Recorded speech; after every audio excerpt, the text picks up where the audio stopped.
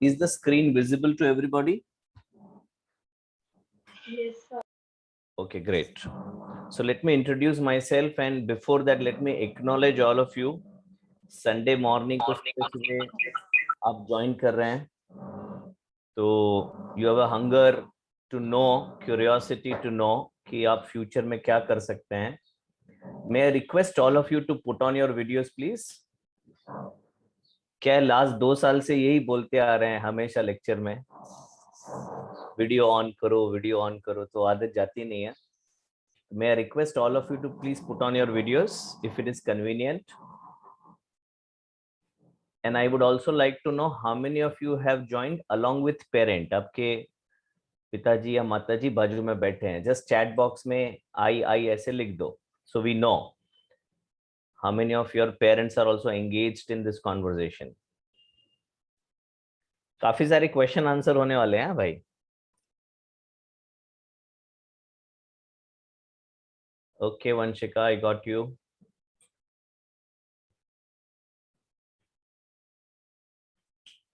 तीन बच्चे हैं पेरेंट्स के साथ बस.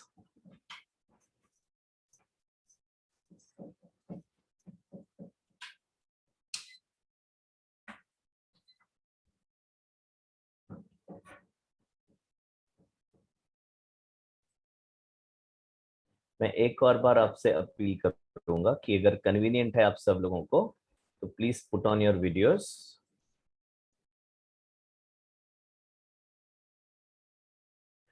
Okay, so my name is Sapan Pareek. जो बच्चे मेरे क्लास में अभी पढ़ रहे हैं वो जानते हैं, पर जो नहीं है उनके लिए बता देते हैं कि I am a chartered accountant and I am teaching since last 20 years. Prior to that, I was working with Voltas Limited for 5 years. So I have an industry experience as well as teaching experience.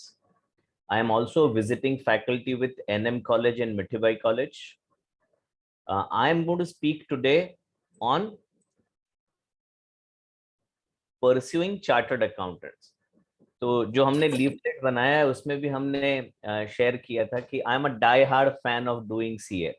तब anybody who has scored more than probably 85% in 10th, I would wish that that child does CA. So I'm going to talk about CA.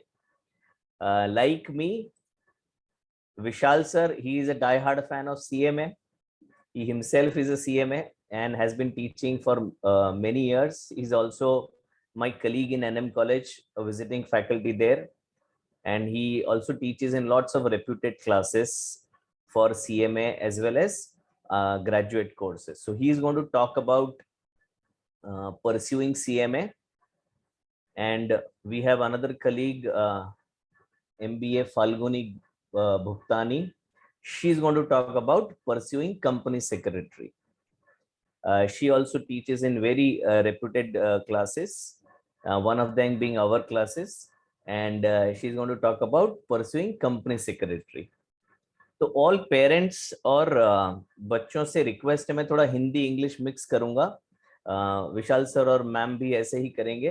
तो आपको कुछ भी questions हैं, anything that you want to ask, you can unmute yourself and ask. In even in between is also okay. You need not wait till the end में definitely एक special dedicated question answer session होंगे, कभी भी पूछ सकते हैं. या जब कुछ बता रहे हैं और आपको कुछ कंफ्यूजन है, आप तभी भी अनम्यूट करके पूछ सकते हो. सो I'm going to start by talking about chartered accountancy, and in general some of the things which I'm going to speak is going to be applicable to CS as well as CMA, and some things are specific to CA. So let us start.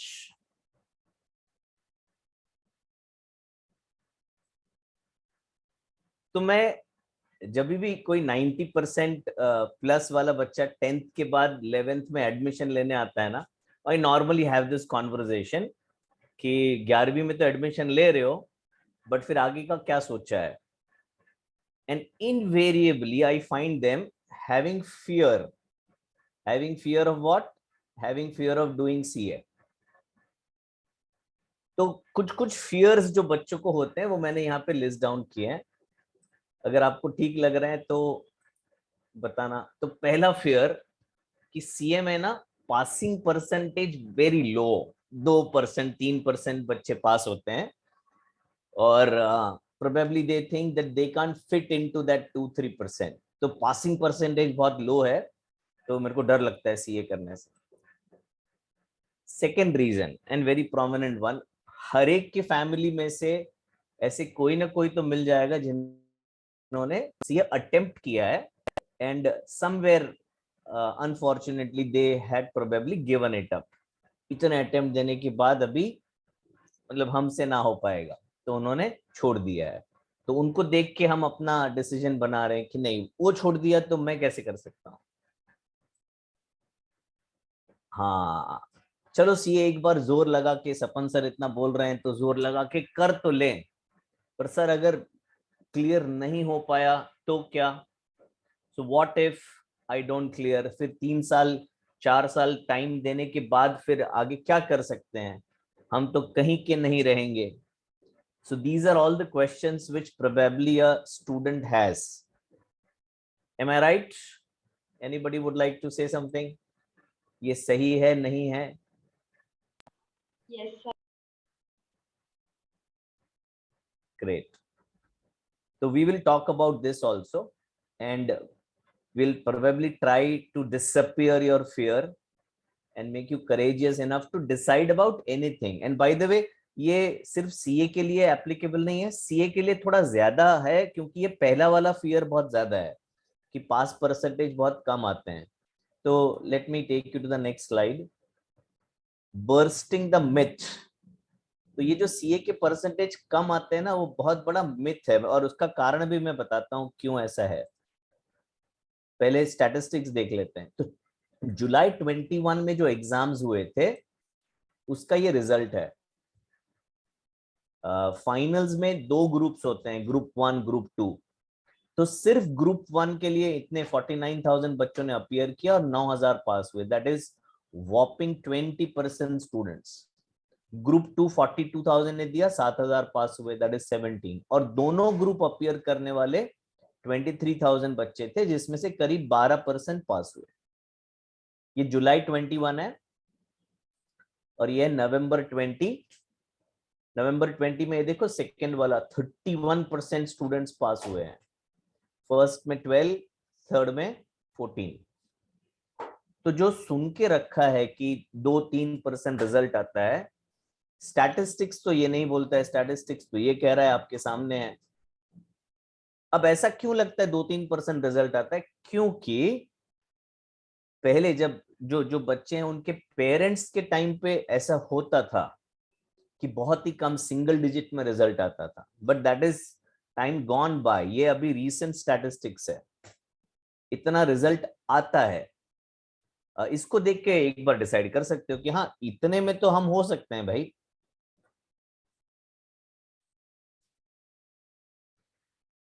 SSC में now when I say SSC, I am not talking about SSC board, okay? In 10th 85% से ज्यादा लाने वाले बच्चे कितने होंगे? बहुत ज्यादा होंगे, राइट? आपके क्लास में अगर 60 स्टूडेंट्स का क्लास है, तो आई वुड से 60 में से 55 लोग 85% से ज्यादा वाले कैटेगरी में होंगे। मतलब almost 90% students would be getting more than 85% marks. फिर भी ये स्टैटिस्टिक्स है, देखिए, इन 138 crore citizen of India as of now सिर्फ 3 लाख चार्टर्ड अकाउंटेंट है। इतने ही सीए में है और इतने ही सीएस हैं। तो प्रोफेशनल स्कोप कितना है आप देख सकते हैं। huge scope is there in all the 3 fields. ये मेरा सबसे फेवरेट स्लाइड है, आज के जो 40 स्लाइड है ना, उसमें सबसे फेवरेट स्लाइड है। तो से एनी प्रोफेशनल कोर्स अगर आपको करना है, बी इट सीए, सीएमए और CS, so I have very lavishly assumed, bye the वे, कि 20 महीने लगते हैं। 20 महीने बहुत ज्यादा है बाय द वे, बट फिर भी मैंने एक अटेम्प्ट अगर सब में ज्यादा लगा तो 20 महीने अगर रिगरस पढ़ाई किया हमने 30 दिन and every day 12 hours, so which means हम 7200 घंटे का पढ़ाई करेंगे तो ये तीनों में से कोई भी कोर्स हमारा क्लियर हो जाएगा। ओके अभी आजकल तो मेडिकल डेवलपमेंट्स के कारण लाइफ एक्सपेक्टेंसी बहुत ज्यादा हो गई है and we can safely assume on an average an Indian citizen lives for 80 years and then leaves। तो 80 years अगर हम देखते हैं तो 80 years में लाइफ टाइम कितने आवर्स होते हैं? 7,08,000 आवर्स। तो 7 लाख घंटे जो हम प्लैनेट अर्थ पे रहने वाले हैं उसमें से 7,200 घंटे पढ़ाई करनी है। Percentage wise it is only 1% of the total lifetime which you have to devote in rigorous studies, and then remaining 90%, 99% of time do 100% jalsa, juice પીવાનું અને કેરમ રમવાનું, જલસા करने का। 1% टाइम सिर्फ डिवोट करना है and I repeat rigorous studies, but only 1% of time life time, इतना तो दे सकते हैं surely.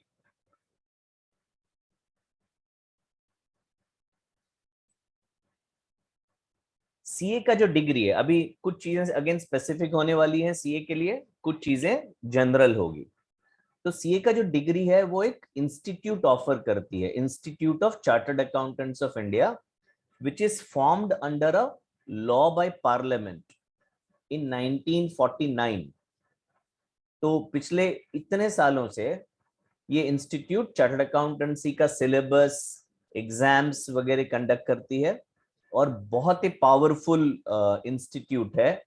All over world the degree is hugely valuable. we'll talk more about that in further discussions। तो ये ना एक गवर्नमेंट रिकॉग्नाइज्ड कोर्स है क्योंकि ये जो इंस्टीट्यूट है that is formed under a law by Indian parliament. Similarly CS and CMA are also having their own institutes which are formed under a law by parliament। अच्छा ये recent development है, recent मतलब last year ये development हुआ है कि ये तीनों डिग्री को पोस्ट ग्रेजुएट स्टेटस दे दिया गया है। तो हमारी जितने भी यूनिवर्सिटीज हैं they are under University Grant Commission. तो पहले ये तीनों डिग्री जो है उनको यूनिवर्सिटी डिग्री का रिकॉग्निशन नहीं होता था, तो इसलिए बच्चे लोग बीकॉम और सीए साथ में करते थे।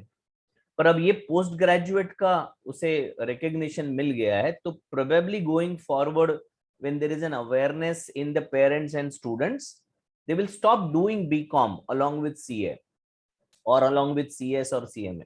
तब एक स्टैंड अलोन डिग्री वो परस्यू कर सकते हैं अगर उनको ठीक हो, लग रहा है कि हाँ ये कर सकते हैं, तो दोनों साथ में करने की जरूरत नहीं है। पर क्योंकि ये रीसेंट डेवलपमेंट है, काफी अवेयरनेस नहीं है, so going forward may be parents will do this. CA जो है वो करस्पॉन्डेंस कोर्स है, तो हमारा जैसे फर्स्ट ईयर जूनियर कॉलेज हुआ। अच्छा I forgot to ask, sorry, जो बच्चे हैं उसमें से 11th स्टैंडर्ड में कितने बच्चे हैं? प्लीज जरा चैट बॉक्स में लिखेंगे so that I know whom am I addressing। 11th में कितने बच्चे हैं?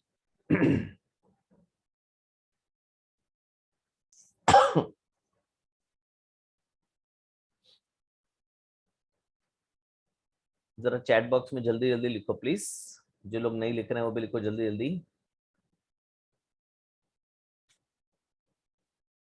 Okay great. Anybody in 12th please right, 12th में है। I know Dev is in 12th, I know Chahal is in 12th। जरा लिख दो प्लीज 12th में कौन कौन है।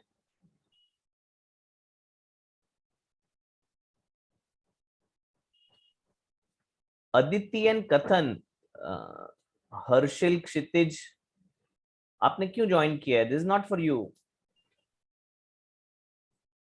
आपका डिसीजन ऑलरेडी हो गया है तो why waste time. Anyway you can continue to listen, no problem. तो सीए जो है वो एक करस्पॉन्डेंस कोर्स है। अच्छा एक सवाल तो रह गया, anybody in 10th? Anybody in 10th? currently? Please keep yourself mute.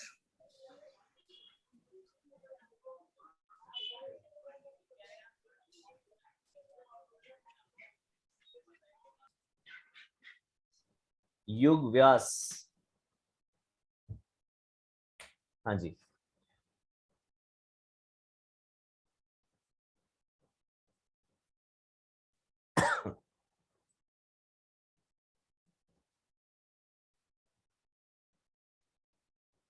एक सेकेंड ना, कुछ, हाँ जी अब ठीक है। तो सीए करस्पॉन्डेंस कोर्स है। करस्पॉन्डेंस कोर्स का मतलब इसका कोई लेक्चर नहीं होता है। जैसे बीकॉम एक यूनिवर्सिटी डिग्री कोर्स है, तो कॉलेज लेक्चर्स कंडक्ट करती है, सिलेबस सिखाती है और एग्जाम लेती है। सीए करस्पॉन्डेंस कोर्स में ऐसा नहीं होता है। तो सीए इंस्टीट्यूट सिलेबस डिजाइन करती है। जब हम रजिस्ट्रेशन करते हैं तो हमारे घर पे सारे मॉड्यूल्स आ जाते हैं, सारे नोट्स आ जाते हैं। हमें खुद पढ़ना है, ऑन आवर ओन, स्वाध्याय, स्व अध्याय करना है। और क्योंकि आजकल हम खुद नहीं पढ़ सकते हैं, इसीलिए हमारे जैसे कोचिंग क्लासेस की सहायता बच्चों को लेनी पड़ती है। हमने भी ली थी जब हमने सीए किया था। तो सीए का कोई कॉलेज नहीं है जहां पे जाके हमें पढ़ना है, हमें खुद पढ़ना है। और इसीलिए हम गाइडेंस लेते हैं कोचिंग इंस्टीट्यूट से about how to study, when to study, where to study, etcetera. उसके बाद नेक्स्ट है, हाँ ये मैंने बता दिया कि कॉलेज में लेक्चर कंडक्ट नहीं होते हैं सीए के लिए।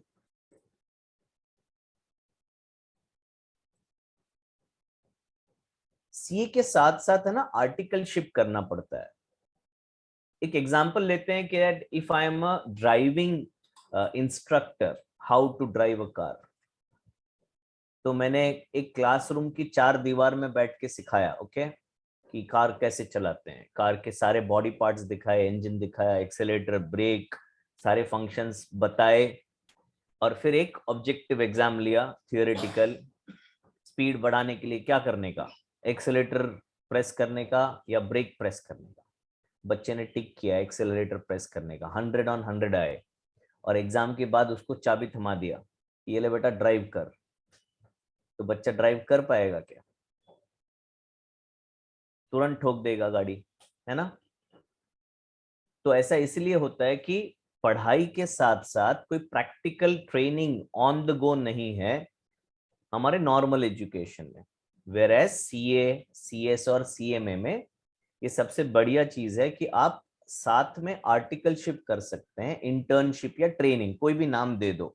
द पर्पज इज जो ऑलरेडी क्वालिफाइड हैं उनके अंडर आपको काम करना है। तो आपने 4 दीवार में बैठ के जो सीखा उसे वहां पे रियल लाइफ में जाके अप्लाई करना है और देखना है कि इसमें क्या गड़बड़ है, क्या समझ आ रहा है, क्या नहीं आ रहा है। तो I think that's the best way to learn. And earn जो लिखा है वो यहाँ पे है। जब आप आर्टिकलशिप करते हैं तो आपको स्टाइपेंड मिलता है। स्टाइपेंड कितना मिलेगा डिपेंड्स ऑन आप कौन से फर्म में जॉब कर रहे हैं। And that ranges from 5,000 per month to even 20,000 per month. मतलब आप अभी SY बीकॉम में है और हो सकता है आपको 20,000 रुपए का पगार मिल रहा हो मंथली, या हो सकता है 5,000, यानी depends on where you have joined. तो स्टाइपेंड काफी अच्छा मिलता है। ये जो सवाल पहले था कि अगर नहीं हो पाया तो क्या, so even if you drop you will still earn more than simply be a graduate. तो आप इमेजिन करिए, बीकॉम के बाद 2 बच्चे हैं, दोनों बीकॉम के बाद इंटरव्यू के लिए जा रहे हैं। एक ने सिर्फ बीकॉम किया है, बीकॉम, बैफ, बीएमएस, बीएमएम सब मेरे लिए बीकॉम डिग्रीज हैं। और एक बच्चे ने सीए या सीएस या सीए में ट्राई किया है, आर्टिकलशिप की है 2-3 साल। आप किसको चूज करोगे? दोनों को बीकॉम में अगर सेम परसेंटेज है तो आप किसको चूज करोगे? Definitely this fellow who has done articleship, उसको बहुत सारा प्रैक्टिकल नॉलेज है और फर्स्ट डे से वो आपके काम आ सकता है। वेरएज जिसने सिर्फ क्लासरूम में बैठ के पढ़ाई की है वो फर्स्ट डे से आपके काम नहीं आ सकता है, उसको ट्रेन करना पड़ेगा आपको, जिसमें 3-4 महीने 5 महीने जा सकते हैं। तो even if God forbid, if you don't want to continue CA after some failures, you will still be much ahead than a normal graduate. And अच्छा मुझे बताओ, आपको क्या लगता है ये जो तीनों कोर्सेज हैं, वो तीनों कोर्सेज में जो इंस्टीट्यूट की फीस है वो रफली कितना होगी 3 साल की? मतलब अगर मुझे सीए करना है तो सीए करने में टोटल कितने पैसे जाएंगे? I am not talking about my fees, okay? मतलब इंस्टीट्यूट की फीस कितनी होगी, एक अंदाजा लगा के जरा बताइए चैट बॉक्स में।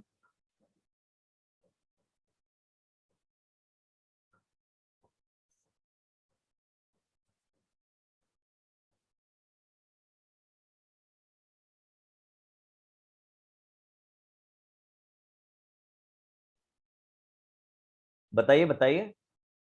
ए वंशिका, इतना भी कम नहीं है बेटा। पूरा सीए होने तक कितना फीस है, एक रफ अंदाजा? 9। 2 बच्चों ने आंसर दिया है 31 लोगों में से।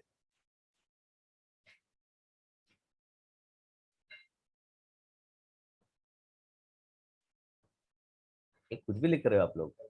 9 9। सो जो फिगर्स मिले हैं ना, that is ranging from 1500 to 7 lakh rupees. तो सीए की टोटल फीस है ना, total fees maximum I suppose 80,000 के आसपास है। 80,000 में 3 साल आप पढ़ाई करने वाले हैं, 80,000 में 3 साल। एंड आपका पहला पे चेक कितने का होगा फर्स्ट ईयर का? अच्छा bye the way 80,000 actually spend नहीं हो रहा है क्योंकि आपको तो स्टाइपेंड भी मिल रहा है। तो 80,000 एक बहुत ही cheapest and most valuable course है। अभी थोड़ा सा सिलेबस पे जाते हैं। इसमें सीए में 3 लेवल्स हैं। एक सीए फाउंडेशन है, उसके बाद सेकेंड लेवल को इंटर बोलते हैं, और थर्ड लेवल को फाइनल बोलते हैं। पहले मैं सब्जेक्ट्स बता देता हूं। तो सीए फाउंडेशन में 4 सब्जेक्ट्स हैं। ये 4 सब्जेक्ट्स हैं, अकाउंट्स है, मैथ्स एंड स्टैट्स है, law plus BCR, this is business correspondence and reporting. हमारी जो फाल्गुनी मैम है वो ये सब्जेक्ट सिखाती हैं सीए फाउंडेशन को। फिर इकोनॉमिक्स है और बीसीके है, सॉरी बीसीआर नहीं, आई am sorry, business and commercial knowledge, ये सब्जेक्ट फाल्गुनी मैम सिखाती हैं। ये इंग्लिश है, ये इरफान सर सिखाते हैं। तो BCK, this is an extension of organization of commerce that you have in first year junior college. तो ये आपके सीए फाउंडेशन के 4 सब्जेक्ट्स हैं। सीए इंटर में 8 सब्जेक्ट्स हैं, 2 ग्रुप्स हैं, ग्रुप 1 ग्रुप 2। ये सब्जेक्ट्स हैं, फाइनेंशियल अकाउंटिंग है, फिर लॉ है, लॉ में बहुत सारे लॉ हैं। अगेन ये लॉ बेसिक है और उसका एक्सटेंशन है आगे इंटर में। फिर कॉस्ट अकाउंटिंग नाम का सब्जेक्ट है, टैक्स है, टैक्स भी 2 टाइप के हैं, direct tax, indirect tax. Group 2 में ये 4 सब्जेक्ट हैं, एडवांस अकाउंट्स, ऑडिट, ईआईएस ये इंफॉर्मेशन टेक्नोलॉजी है, strategic management again Falguni ma'am ये सिखाती हैं, फाइनेंशियल मैनेजमेंट जो विशाल सर सिखाते हैं कोचिंग क्लासेस में, और इकोनॉमिक्स। फाइनल में भी 2 ग्रुप्स हैं, 8 सब्जेक्ट्स, एंड ये फाइनल के सब्जेक्ट्स हैं। I am not going through the subjects name right now. Financial reporting मतलब डिटेल में नहीं जा रहा हूँ, ये सब्जेक्ट्स हैं। इसमें ना एक सब्जेक्ट वेरी इंटरेस्टिंग, ये जो इलेक्टिव लिखा है, very interesting subject. This is an open book exam, can you believe it? Open book exam. आपको जो चिट्ठी लेके जाना लेके जाओ, चिट्ठी क्या पूरी की पूरी बुक लेके जाओ, नोट्स लेके जाओ, और ये एग्जाम 4 घंटे का होता है। इलेक्टिव पेपर जो भी आप लेते हैं 4 घंटे का एग्जाम होता है। और मजे की बात यह है कि आप जितने भी बुक लेके जाओ उसमें से आपको रेडीमेड आंसर मिलेंगे ही नहीं। जो अभी ऑब्जेक्टिव्स में आपको मिल जाते हैं ना, जिसमें 50 में से 49 मार्क्स आ जाते हैं, ऐसा वहां पे नहीं हो सकता। जितना मर्जी गूगल कर लो, वैसे गूगल अलाउड नहीं है, बट जितने भी बुक्स लेके जाओ,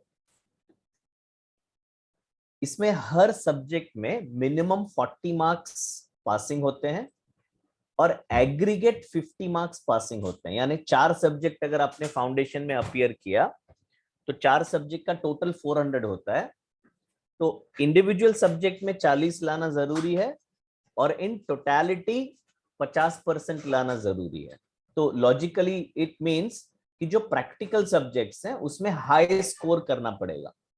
जो थियरी सब्जेक्ट्स हैं उसमें अगर थोड़े कम भी आए अगर इन केस, तो आप प्रैक्टिकल से उसको सेट ऑफ कर सकते हो। Any questions anybody?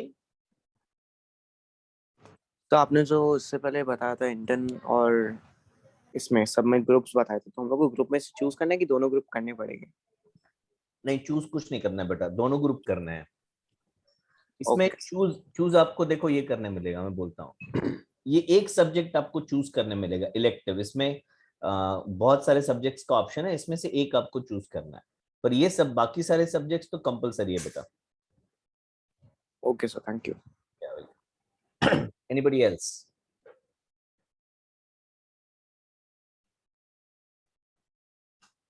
CA foundation में, सीएफसी सीए फाउंडेशन, उसमें नेगेटिव मार्किंग है कुछ सब्जेक्ट्स में। तो जैसे मैथ्स हो गया सॉरी, और इको हो गया। तो वो जो ग्रुप ऑफ सब्जेक्ट्स हैं, 2 सब्जेक्ट हैं जिसमें ऑब्जेक्टिव पेपर आते हैं, पूरे के पूरे ऑब्जेक्टिव मल्टीपल चॉइस क्वेश्चंस, जिसमें अगर आपने गलत टिक कर दिया तो आपका 1/4 मार्क कट हो जाता है। तो एक एग्जांपल, आपने 100 क्वेश्चन अपीयर किए हैं, उसमें 80 राइट और 20 रॉन्ग है, तो ये 20 रॉन्ग का 1/4 यानी कि 5 मार्क आपके कट जाएंगे। तो 80 - 5 you will be allotted 75 marks. और दूसरा एक बंदा है जिसको लग रहा है कि नहीं, जितने राइट है मेरे मैं वही टिक करूंगा, तो 75 अपीयर किए, 75 करेक्ट है, बाकी के 25 में तुक्का नहीं मारा कि चल तुक्का लगा के टॉस करके टिक कर देते हैं, तो फिर उसको फुल 75 आएंगे, नेगेटिव मार्किंग नहीं होगा। Any question in this? अब हम टाइमलाइन देखते हैं, टाइमलाइन क्या है। तो जो बच्चे अभी 11th में है ना, उनको ध्यान में रख के ये स्लाइड बनाया है। तो अगर आप 12th में हैं तो ये May 23 की जगह May 22 हो सकता है, और अगर आप 10th में हैं तो ये May 23 की जगह May 24 हो जाएगा। ओके तो आप May 23 में सीए फाउंडेशन की एग्जाम दे सकते हो, that is after your 12th अगर मार्च में कंप्लीट होता है तो आप ये मई में एग्जाम दे सकते हो। उसके बाद आपको सीए इंटर देना है। तो फाउंडेशन और इंटर के बीच में 1 साल का गैप है, और उसमें 8 सब्जेक्ट आपको सीखने हैं। तो if you ask me, this is the time where in this is the most taxing time, जहां पे आपको थोड़ा रिगरस पढ़ाई करना पड़ेगा। और उसके बाद, इंटर के बाद, आपकी आर्टिकलशिप स्टार्ट हो जाती है अंडर अ चार्टर्ड अकाउंटेंट। इसमें 2 ग्रुप है जैसे मैंने बताया इंटर में, तो वो 2 में से कोई भी एक पास होना जरूरी है, मतलब पास तो दोनों होना है, पर आर्टिकलशिप स्टार्ट करने के लिए एक पास होना जरूरी है। एज एन एग्जाम्पल, अगर आपने May 20 किसी बच्चे ने May 24 में फाउंडेशन इंटर का एग्जाम दिया पर दोनों ग्रुप में फेल हो गया, तो वो आर्टिकलशिप स्टार्ट नहीं कर सकता है। 2 में से एक ग्रुप में पास होना जरूरी है, तो उसका आर्टिकलशिप स्टार्ट हो जाएगा, और फिर दूसरा ग्रुप उसे देना है आर्टिकलशिप के साथ साथ। तो 3 साल उसे आर्टिकलशिप करनी है, और जब लास्ट के 6 महीने अगर बाकी हैं, तब वो सीए फाइनल की एग्जाम अपीयर करने के लिए एलिजिबल हो जाता है, और फिर वो आर्टिकलशिप कंप्लीट तो करना ही है। जैसे मेरे बेटे का रिजल्ट आया था सीए का, तो वो सीए हो गया था, पर उसकी 3 महीने की आर्टिकलशिप अभी भी बाकी थी। तो सीए बनने के बाद ही had to complete that articleship, and then ही जॉइंड द सेम कंपनी। मैं आगे बताऊंगा डिटेल में। तो अगर आप सब कुछ फर्स्ट अटेम्प्ट में पास हो जाते हैं, तो first year after 1 year after TY BCom you will be a chartered accountant. और यहाँ पे देखिए 3 साल का गैप है, May 24 से May 27। तो फाइनल प्रिपेयर करने के लिए बहुत टाइम है, बहुत टाइम मिलता है। ये फाउंडेशन टू इंटर थोड़ा शॉर्ट टाइम है, रिगरस यहाँ पे होता है। Inter to final it is you can plan your studies, plan your coaching in a phased manner, कि मैं ये 3 महीने में 4 महीने में सिर्फ ये 2 सब्जेक्ट ही सीखूंगा, वो हो जाएंगे, फिर बाकी 2 सब्जेक्ट सीखूंगा। That's how students plan. Any questions in this? No, sir. Okay, even parents can ask any question if they have.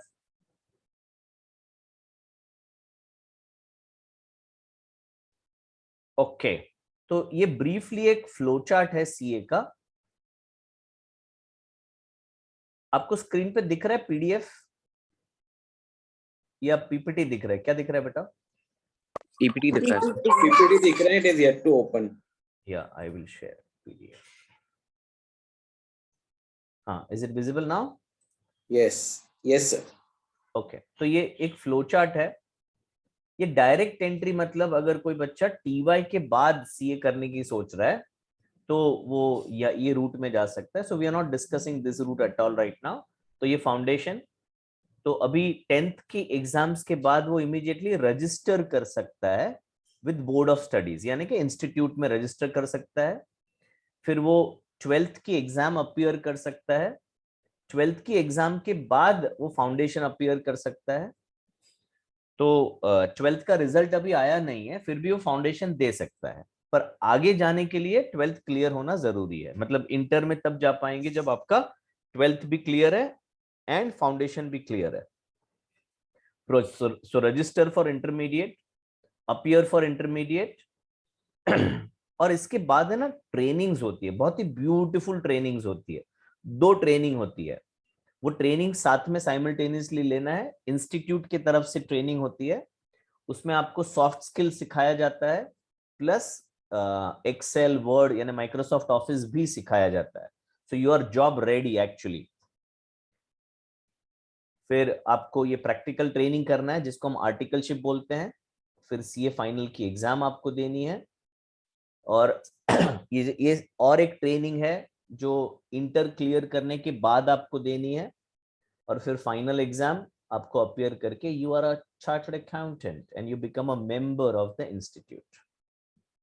I will share this PDF with everybody, and I will also share the PowerPoint with you so that you can go through it and ask any questions if you have later on also. तो यहाँ तक अगर किसी को doubt है तो बताइए। CA के लिए सीए का डिस्कशन कंप्लीट हो जाएगा तो Vishal sir will take over, then Falguni ma'am, और फिर उसके बाद I will come back again for general discussion. So anything you have right now on CA, you can ask me please.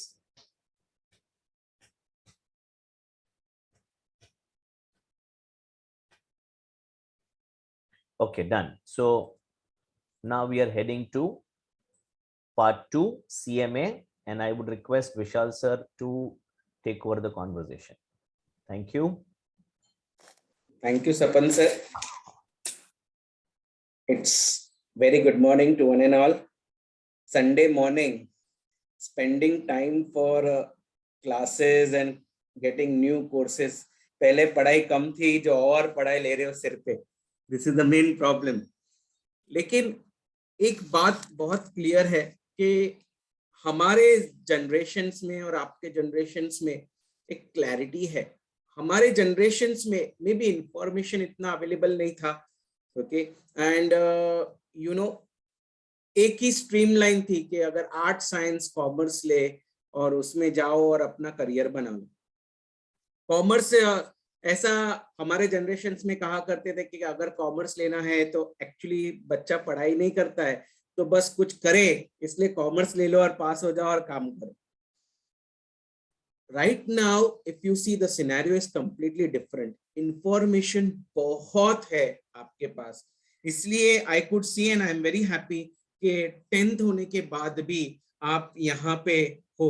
That means one point that is very clear, that आपको मालूम है कि मुझे ये स्ट्रीम में जाना है, मुझे साइंस में नहीं जाना है, मुझे कॉमर्स में जाना है, या मुझे आर्ट्स में नहीं जाना है, मुझे कॉमर्स में. आपकी ये क्लैरिटी है. Now, कॉमर्स ये particular section, this is particularly, ये एक ऐसा कोर्स है जो फ्रैंकली स्पीकिंग सबको आना चाहिए. कॉमर्स ये बहुत कॉमन नॉलेज है, कॉमन सेंस है, और आपने सुना रहेगा common sense is very uncommon in the world. Frankly speaking जो सबसे आसान रहता है ना, वो सब लोग नहीं कर पाते. And I am telling you, this particular section is a very beautiful section. And let me tell you, आप साइंस के हो या आर्ट्स के हो या वोकेशन आपको कम से कम कॉमर्स का नॉलेज तो कंपलसरी है। And if you are in commerce and if you become professional of commerce, that means common sense के आप बाप हो। ओके जो सबको आना चाहिए वो तो आपको आता ही है, प्लस आप ज्यादा से ज्यादा लोग को बता रहे हो कि हाँ भाई कॉमन सेंस क्या होता है और उसको कैसे अप्लाई किया जाता है। Now when we come to professional courses in commerce, when you come into professional courses in commerce, बहुत सारे प्रोफेशनल कोर्सेज है जिसमें से ये 3 हाईलाइटेड प्रोफेशनल कोर्सेज है इन इंडिया। वो है chartered accountant, cost accountant, company secretary.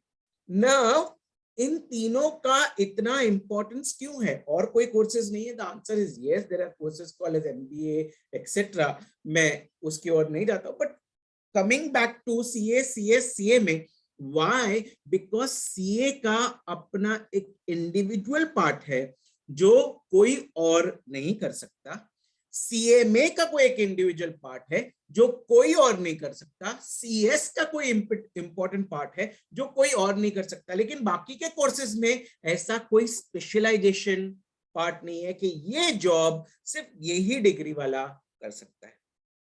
तो जहां तक सीए की बात आई, सीए में डायरेक्ट टैक्सेशन, जब सर ने बताया कि taxation is divided into 2, direct and indirect tax, तो डायरेक्ट टैक्सेशन का इंपॉर्टेंस ये सिर्फ और सिर्फ सीए के हाथ में है।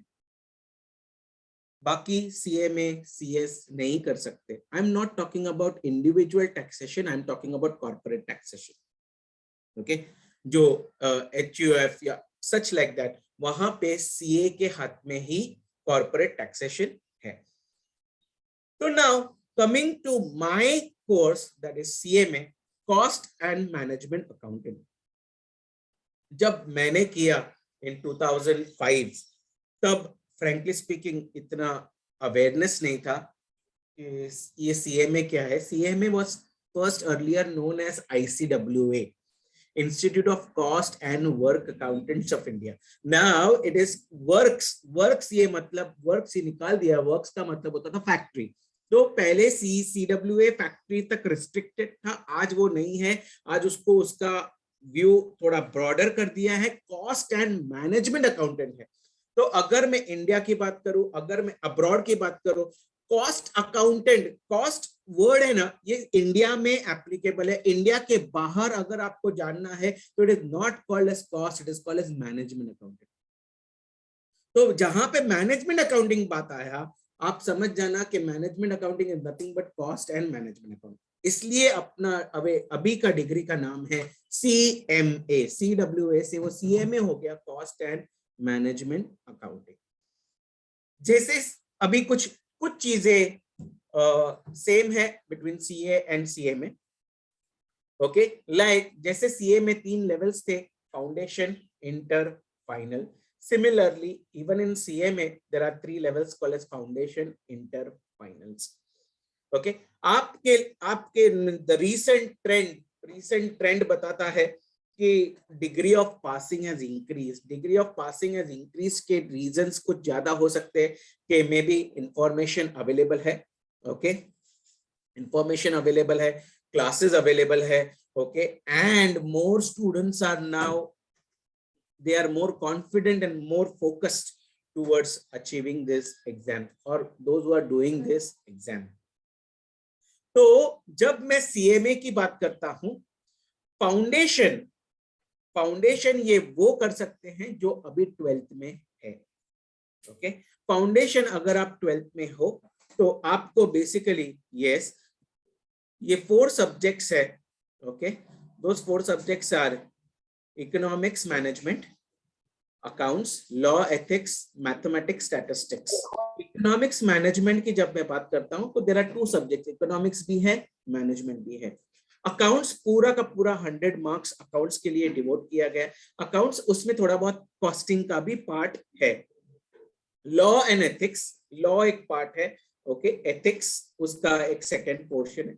Mathematics and statistics. एक चीज CMA के लिए मैं बता दूं यस, आपको थोड़ा सा मैथमेटिक्स या statistics, being very very particular, statistics का अंडरस्टैंडिंग अगर आपका अच्छा है, अगर आप स्टैटिस्टिक्स समझने में अच्छे हो, let me tell you, CA हो, सीएस हो या सीए में आपको थोड़ा सा इजी हो जाएगा। पर्सपेक्टिव, आपका पर्सपेक्टिव इजी रहेगा towards understanding and grabbing the subjects. Okay, let me tell you, professional course are not for by hearting. अगर आप बाय हार्टिंग करोगे तो आपको ये सब्जेक्ट्स जो है वो बहुत आपको हैवी लगेंगे, क्योंकि पोर्शन बहुत हैवी है।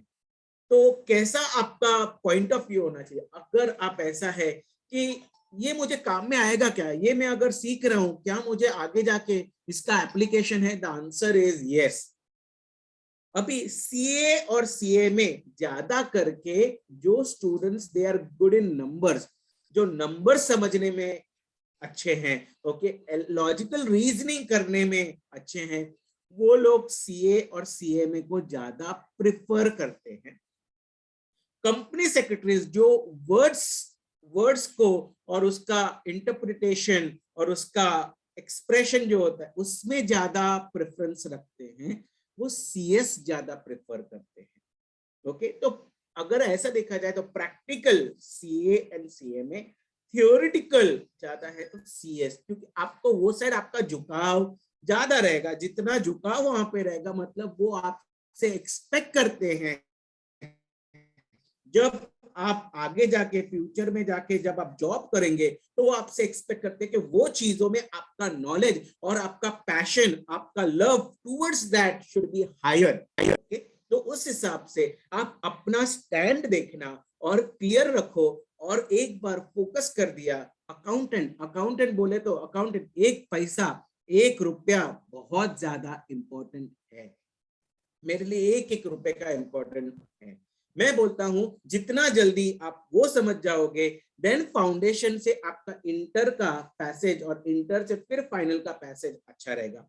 इंटर में आपके पास 8 सब्जेक्ट्स है, ग्रुप 1, ग्रुप 2, ग्रुप 1 में 4 सब्जेक्ट्स, ग्रुप 2 में 4 सब्जेक्ट्स।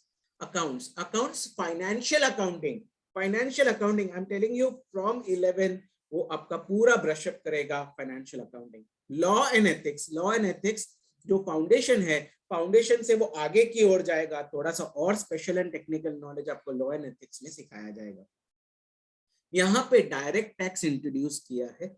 डायरेक्ट टैक्सेशन एक ऐसा सब्जेक्ट है जो फ्रैंकली स्पीकिंग हर एक बंदे को क्योंकि अगर आप कमाओगे तो गवर्नमेंट चलाने के लिए आपको कुछ ना कुछ तो पैसा गवर्नमेंट को देना है ना।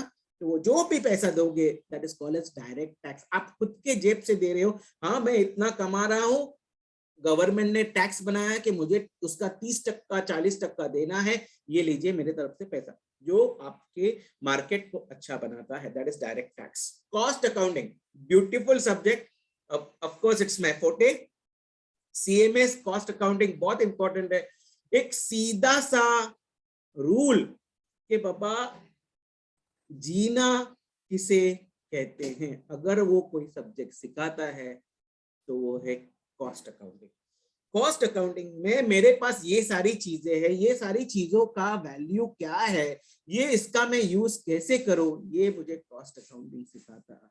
फ्रैंकली स्पीकिंग में एकदम सिंपल बोलूं, अपने घर पे मॉम जो रहती है वो कैसे अपना किचन और अपना घर संभालती है महीने के दर महीने।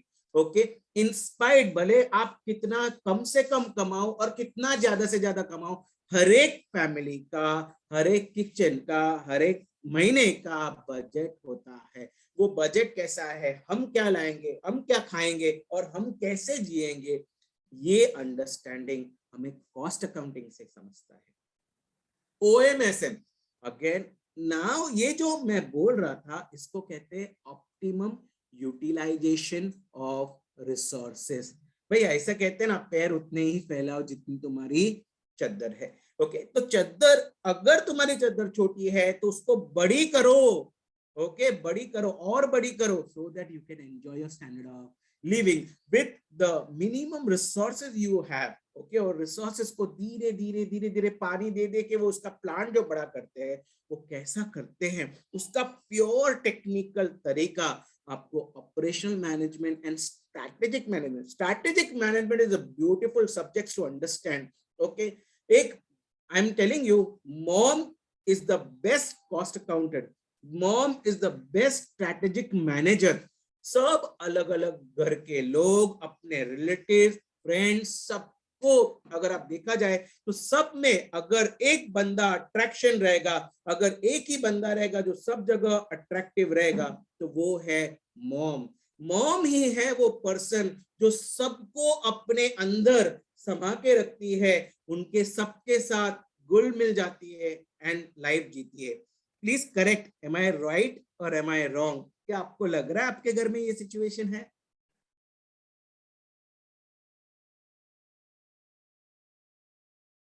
हेलो,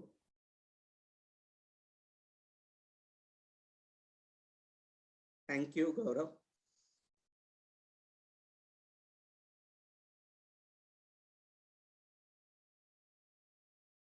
तो आगे बढ़ता हूं. कॉस्ट एंड फाइनेंशियल मैनेजमेंट, यहाँ से शुरुआत होती है. भाई सबसे इंपॉर्टेंट है पैसा, पैसे को कैसे संभाला जाए और पैसे को कैसे बढ़ाया जाए.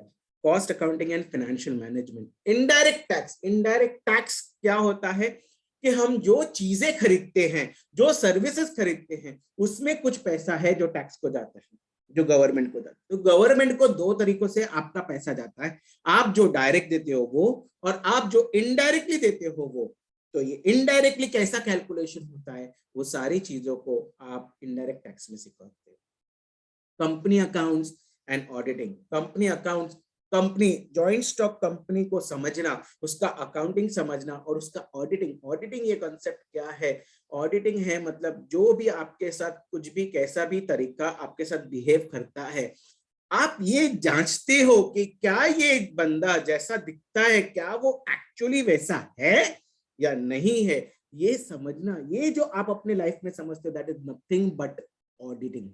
ऑडिटिंग में जो फाइनेंशियल अकाउंटिंग में जो लिखा है, ये अकाउंटिंग में आपने जो दिखाया है, क्या ये सही है या गलत है, ये बताना ऑडिटर का काम है. और यही सीए और chartered accountant and cost accountant का सबसे इंपॉर्टेंट पेरिफेरी. क्यों? क्योंकि सीए फाइनेंशियल अकाउंटिंग के बारे में ऑडिटिंग करता है, वो सिर्फ सीए ही कर सकता है, सीएमए भी नहीं कर सकता, सीएस भी नहीं कर सकता. Apart from direct taxation and statutory audit.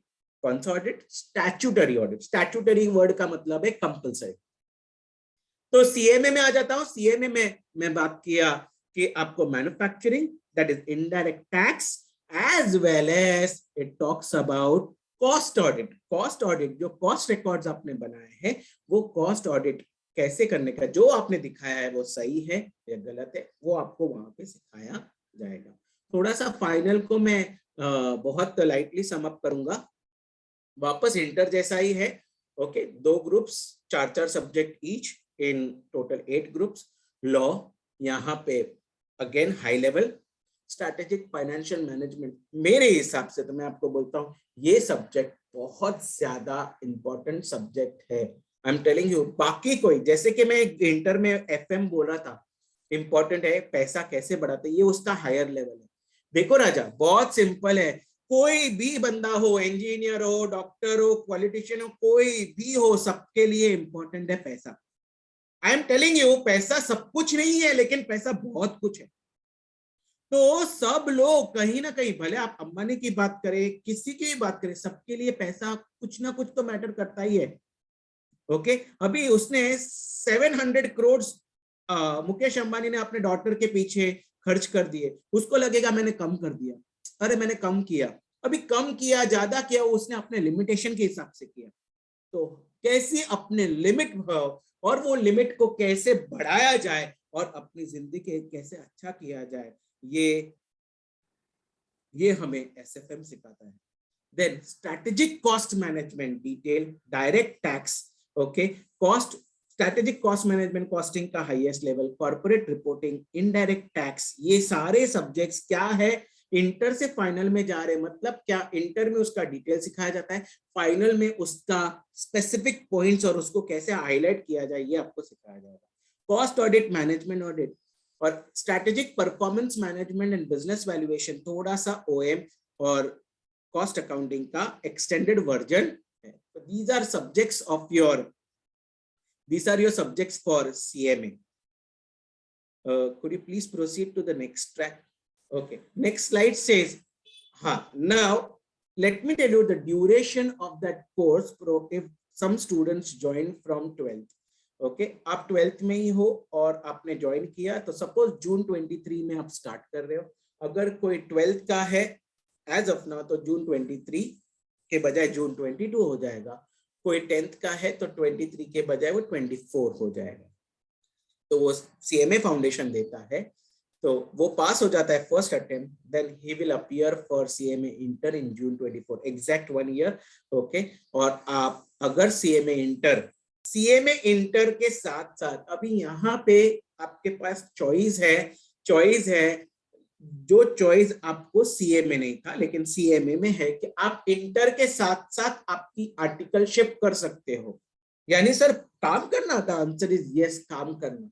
अगर आप कॉलेज ज्वाइन करने के बजाय करस्पॉन्डेंस करते हो, ग्रेजुएशन करस्पॉन्डेंस करते हो और FY BCom से पढ़ाई करना एज वेल एज पढ़ाई किसका करना, CMA एंड जो आपका ग्रेजुएशन है साथ में पढ़ाई करना और उसके साथ साथ काम करना, अगर वो आपने FY BCom से ही स्टार्ट कर दिया, तो जैसे आप जून 24 में आपने फर्स्ट अटेम्प्ट पास हो गए, तो आप जून 25 इमीडिएटली 1 साल के बाद आप फाइनल के दोनों ग्रुप्स अपीयर कर सकते हो, क्योंकि आपके पास 15 महीने की ट्रेनिंग फिक्स है।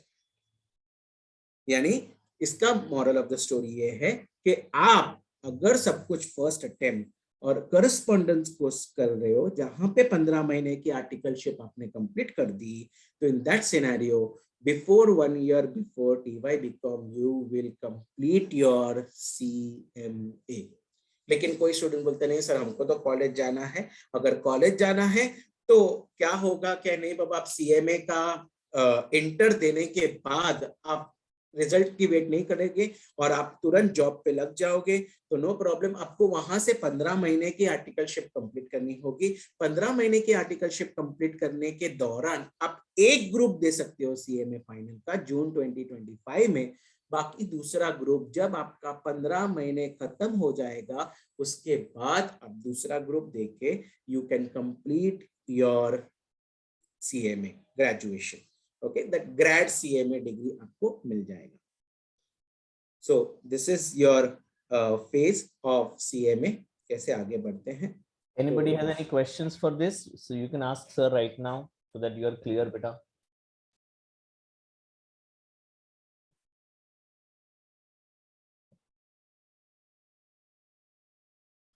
Yes, जैसे CMA है वैसे CMA में भी है CA जैसा ही कि कम से कम 40 मार्क्स चाहिए इंडिविजुअल सब्जेक्ट्स में, एग्रीगेट चाहिए। आप जो ग्रुप ले रहे हो ग्रुप का एग्रीगेट 50% आप में आना चाहिए। ओके, एंड जैसे कहा मैंने प्रैक्टिकल सब्जेक्ट्स में ज्यादा मार्क्स स्कोरिंग होता है, ओके, थ्योरी सब्जेक्ट्स में थोड़ा कम क्योंकि प्रेफरेबल है। स्टैटिस्टिक्स डेटा क्या कहते हैं कि अगर आप देखोगे दिसंबर 2020 11%, 30.81%, 18.12%, ओके, ये परसेंटेज काफी हाई है। दिसंबर 2019 में जरा देखिए 34, 57, 31। ये रीजन मतलब ये परसेंटेज पासिंग, पहले इट वाज सिंगल डिजिट, अभी वो सिंगल डिजिट से डबल डिजिट्स आ गया। मैंने आपको ऑलरेडी उसका रीजन बताया कि रिसोर्सेस काफी अच्छी तरह से अवेलेबल है, people are more aware, I'm telling you people are more focused and career oriented at initial, मतलब जॉब के बाद या ग्रेजुएशन बाद करने वाले लोग अभी कम है और 12th अपीयर हो जाने के बाद वाले जो स्टूडेंट्स है वो ज्यादा होते हैं, फोकस्ड है, पढ़ाई कर रहे हैं, तो वो कॉन्सेंट्रेट काफी अच्छे होते हैं और इस वजह से मेरे हिसाब से परसेंटेज बहुत ग्रो हो रहे हैं। Professionalism in students with respect to their professional courses is high। एक फ्लो चार्ट है अपना CMA का जैसे CA का था।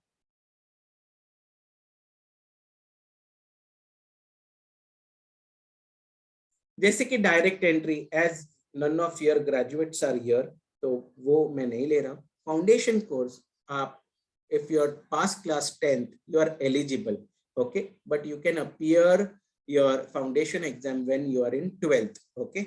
आप qualify कर लो, then you can register to intermediate immediately, okay. फिर आपको यहाँ पे जरा देखिए, world class employability and techno skill development total 280 hours का है।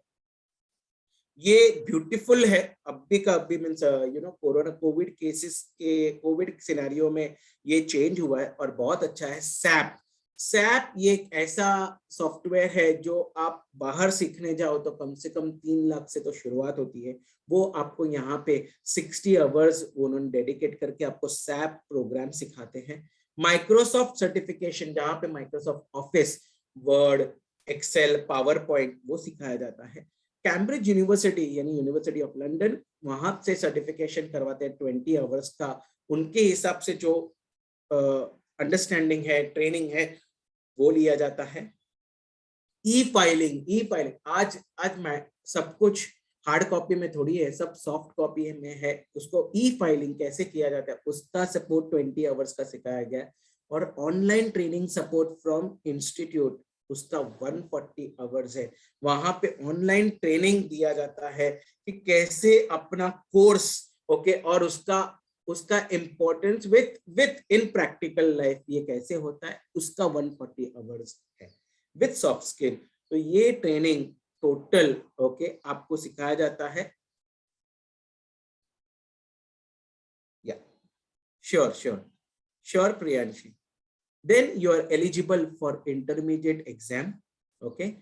एक बार इंटरमीडिएट क्लियर हो गया, you can go to final में आपको industry oriented training, okay, 7 days की जाती है। वो 7 डेज का फिक्स कोर्स है, ओके, वो। और आपको अगर मेंबर बनना है, एसीए में बनना है, तो 3 years और 15 महीने की जो mandatory, okay, before giving final exam, वो तो होनी चाहिए। यानी ये 3 years के अंदर ही 15 months इंक्लूड है ये 3 years का। Then you are eligible for final. आपने फाइनल एग्जाम कंप्लीट कर दी, 3 years का वर्क एक्सपीरियंस ले लिया, यू आर एसीए में, ओके। नाउ आपने फाइनल एग्जाम दिया, ओके, और 15 months की मैंडेटरी ट्रेनिंग ले ली है।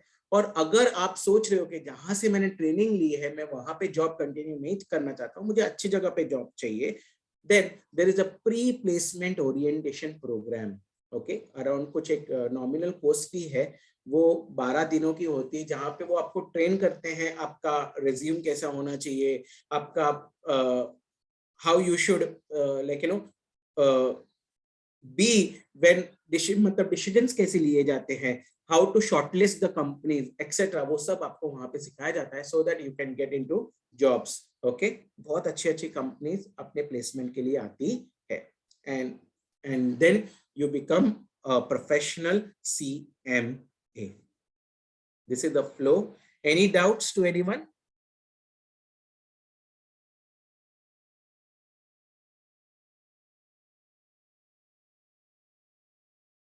Okay. So with this, still, if you have any doubts, let me know. Okay. With this, I pass on the mic to Falguni Miss. Thank you so much. God bless you all. Good morning, everyone, and thank you, sir. Yeah. So I'm here to speak about company secretary. Right now, the word secretary, as it broadly describes, आप लोग जहाँ रहते हैं आपकी society में भी एक secretary uncle होंगे, है ना? अदरवाइज तारक मेहता का गोकुलधाम सोसाइटी, है ना, भिड़े साहब। सेम वे जैसे सोसाइटीज में और बाकी सब जगहों पे जैसे we require a person who takes care, who guide, same way में इन टुडेज वर्ल्ड कॉर्पोरेट्स यानी कि कंपनीज आल्सो रिक्वायर समवन जो हमको legal, financial, various other matters में हमको गाइड करे, right? So the term for that person, that की managerial person in a company is a company secretary. Now CS बनने के लिए there are again same CA, CMA की तरह there are 3 levels, right? See, one is CSEET. Before this amendment came in the year 2020. Before 2020 यहाँ पे भी CA/CMA की तरह CS फाउंडेशन प्रोग्राम हुआ करता था. 4 subjects, same 100 marks paper, but now 2020 के बाद they've changed the concept to CSEET. That is Company Secretary Executive Entrance Test. EET is executive में जाने के लिए entrance test देना है आपको. Okay, सबसे मजे की बात, this level is just a 1-day exam. You have 200 marks paper in which they cover 4 subjects. That is business communication, legal aptitude and LR. That is logic and LR, law, eco and business environment, and the current affairs, what is going on in the country. Okay, now this CSEET exam is conducted 4 times in a year. That is in the month of January, in the month of May, in the month of July, and in the month of November. Now आप लोगों के लिए, people who are in class 12 right now, जो अभी मार्च में exam देंगे, you all can appear, you are all eligible to appear in the month of May. Yes, you all are eligible to appear in the month of May. If not May, definitely you can appear in July. If not July, in November. But why to waste time? बहुत limited syllabus है, you can definitely prepare in around 2 to 3 months, right? So do not delay. May में दे देना चाहिए. If not May, definitely July में दे देना चाहिए. Okay, and the institute conducts 4 times in a year. This again gives you more scope. Time मिल जाता है आपको. Sir, previous slide. Yes, 200 marks paper in CSEET, no negative marking. सबसे अच्छी बात CS entrance test में there is no negative marking. 200 marks paper online remote proctored mode पे है ये exam. That is आपको घर बैठे देना है या cyber का use कर सकते हो. Okay, that is about CSEET. Once you clear your CSEET, exactly the next year you can appear for your executive. जैसे CA और CMA में inter होता है, ऐसे CSEET में we have executive, CS executive. Same 2 modules, that is group 1 and group 2. Okay, each module comprises of 4 subjects. JIGL is jurisprudence, interpretation and general laws, company law, setting up of business entities and closure, and tax laws. Module 2 में again we have 4 subjects: corporate and management accounting, securities laws and capital market, economic, business and commercial laws, and financial and strategic management. Now आपने ये दोनों level पे देखा होगा, CS is more about theoretical part, as Vishal sir said कि CA में more about accounting, finance. यहाँ पे it is more about law, it is more about management, it is more about economics. ऐसा नहीं है accountancy नहीं है. See, you have यहाँ पे executive में tax laws, CMA, ये दोनों ही subjects are related to accountancy. मजे की बात है, tax laws and CMA दोनों MCQ based papers आएंगे. Even financial and strategic management, मतलब executive में module 1 में 1 paper and module 2 में 2 papers, that is CMA and FSM. These 2 subjects are MCQ based. बाकी 5 papers are theoretical.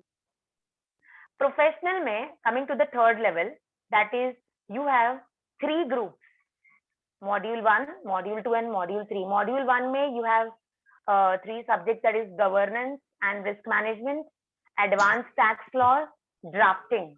तीनों theory papers.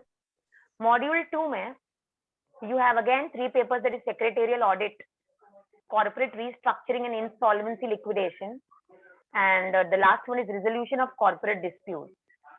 Module 3 में again you have 3 papers. यहाँ पे एक मजे की बात है, same like CA, you have 1 elective, 2 compulsory papers, corporate listing and case studies वाले compulsory paper, और you have electives.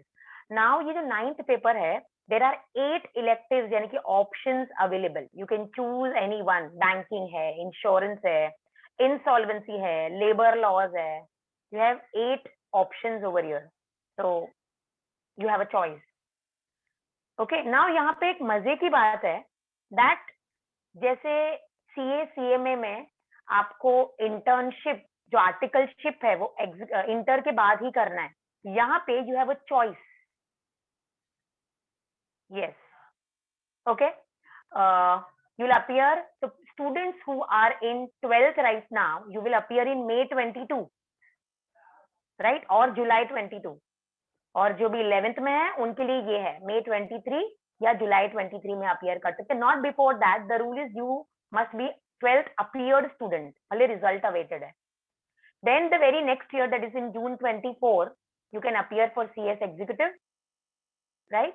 Vacation of FY BCom. And yeah, you have two options. Either you can start your 21 months training session and appear for CS professional in June 25. But यहाँ पे you have one more very good option, that is you focus on your CS professional, and professional की result आने के बाद या professional exam देने के बाद you start your 21 month articleship. This is the difference between that course and this course. तो यहाँ पे training session में वो लोगों ने option दिया है, either after executive or after your professional.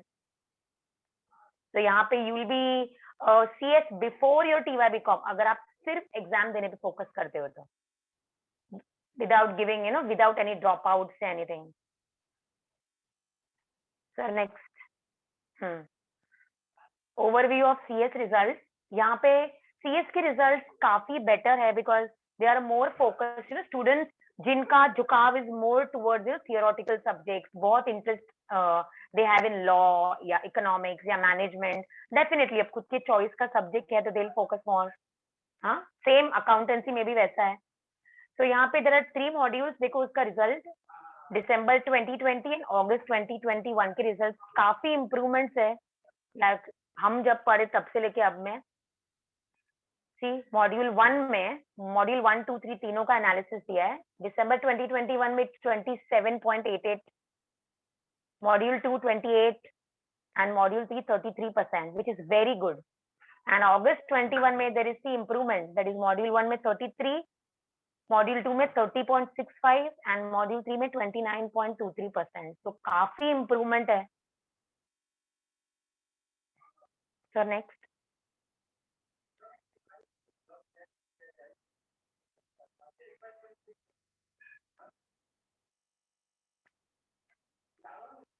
Okay. Now the CS flow chart. Same 2 options. जैसा CA, CMA दोनों में है सेम वे. आफ्टर ग्रेजुएशन, हाँ यहाँ पे after graduation you we have direct entry to executive, executive बाद professional and then yes professional. And CS ET वाले route में CS ET करने के तुरंत बाद you can register for CS executive.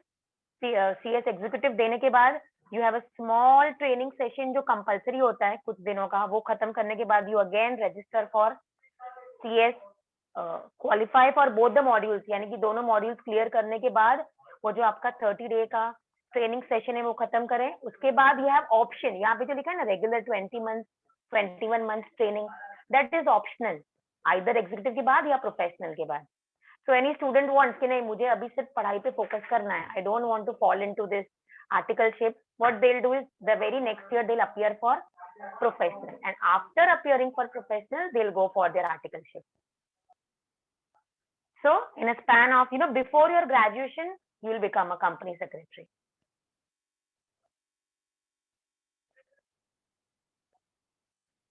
Yes, thank you sir. Any question for ma'am for CS? Thank you ma'am. Thank you Vishal sir. So I am back and my video is also on now. तो अभी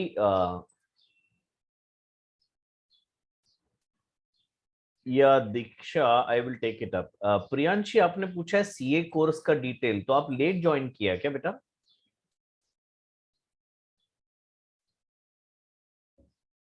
Priyanshi are you there? Okay. तो मैं before going further I would like to hear questions from you. You can unmute and speak up. आपको अगर कुछ questions है अभी तक. Aparna you want to say something? अपने अनम्यूट के. No. Okay.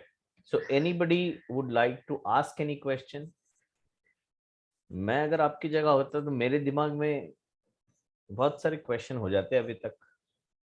I would request you to use this session for clearing all your doubts, and probably in next 15-20 minutes you decide for your life कि मैं यही करके छोड़ूंगा. मतलब अगर आप वो सोच लेके बैठे हैं तो बहुत सारे क्वेश्चन होंगे. अगर आप ये सिर्फ सुनने के लिए सुन रहे हैं just to find out more options, तो फिर डिसीजन मेकिंग तो डिले होते जाएगा. Yeah, I will share about ACCA also, and Diksha has a question about CA with BCom or CA without BCom. Okay, so I will cover both. अगर मैं भूल जाऊं तो मेरे को याद दिलाना. यहाँ पे अभी कुछ थोड़ा करियर अपॉर्चुनिटीज की ब्रीफली बात करता हूँ. जैसे तीनों में आपने देखा, तीनों के अलग अलग रोल्स हैं. सीए में फाइनेंस और टैक्स पे ज्यादा इंपॉर्टेंस है, सीएमए में कॉस्ट अकाउंटिंग पे ज्यादा इंपॉर्टेंस है, और सीएस में लॉ पे ज्यादा इंपॉर्टेंस है, कॉर्पोरेट गवर्नेंस पे ज्यादा इंपॉर्टेंस है. ठीक है. अगर कंपैरेटिव देखें, कोई बच्चा पूछे कि भाई एग्जाम्पल क्रिकेट में ज्यादा स्कोप है कि कबड्डी में ज्यादा स्कोप है, कि कबड्डी में ज्यादा स्कोप है कि हॉकी में ज्यादा स्कोप है, तो भाई तीनों स्पोर्ट में इंडिपेंडेंट स्कोप है, कोई कंपैरेटिव स्कोप नहीं देखा जा सकता है. आपके स्किल सेट क्या है, आपको किस चीज में ज्यादा इंटरेस्ट है, आप क्या day in and day out करना चाहेंगे, वो डिसाइड करना चाहिए कि आपको कहाँ जाना है. not just the financial reward.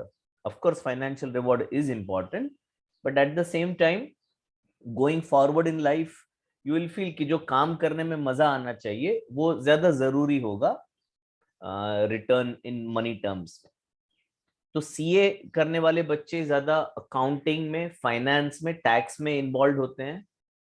CMA करने वाले ज्यादा कॉस्ट अकाउंटिंग में. वैसे सीएमए वाले बच्चे भी फाइनेंस में इंटरेस्टेड होते हैं.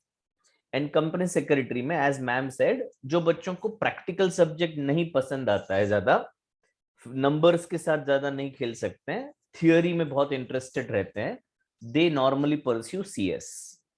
तो ब्रीफली कुछ करियर अपॉर्चुनिटीज ब्रश अप करता हूं मैं. अगर आप सीए हैं तो आप फाइनेंस फील्ड में जा सकते हैं, आप बैंकिंग सेक्टर में जा सकते हैं, वेल्थ मैनेजमेंट के सेक्टर में आप जा सकते हैं, सिक्योरिटीज मार्केट में जा सकते हैं, आप अपनी कंसल्टेंसी स्टार्ट कर सकते हैं. एंड ग्लोबल एस्पिरेशंस, मतलब आप ये वो आगे की स्लाइड में भी आएगा, तब ज्यादा डिटेल में मैं कवर करूंगा, बट ग्लोबल एस्पिरेशन में आउट ऑफ इंडिया भी आप जा सकते हैं. And you can of course practice as a chartered accountant. So you can either take up a corporate job.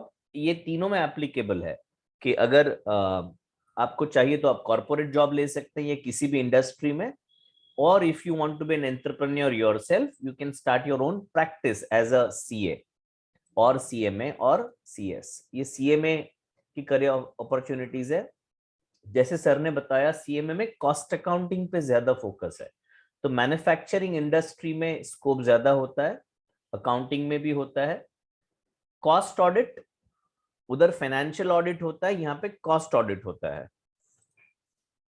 Wealth management के फील्ड में भी सीएमए जाते हैं, बैंकिंग एंड कंसल्टेंसी भी जा सकते हैं, टैक्सेशन.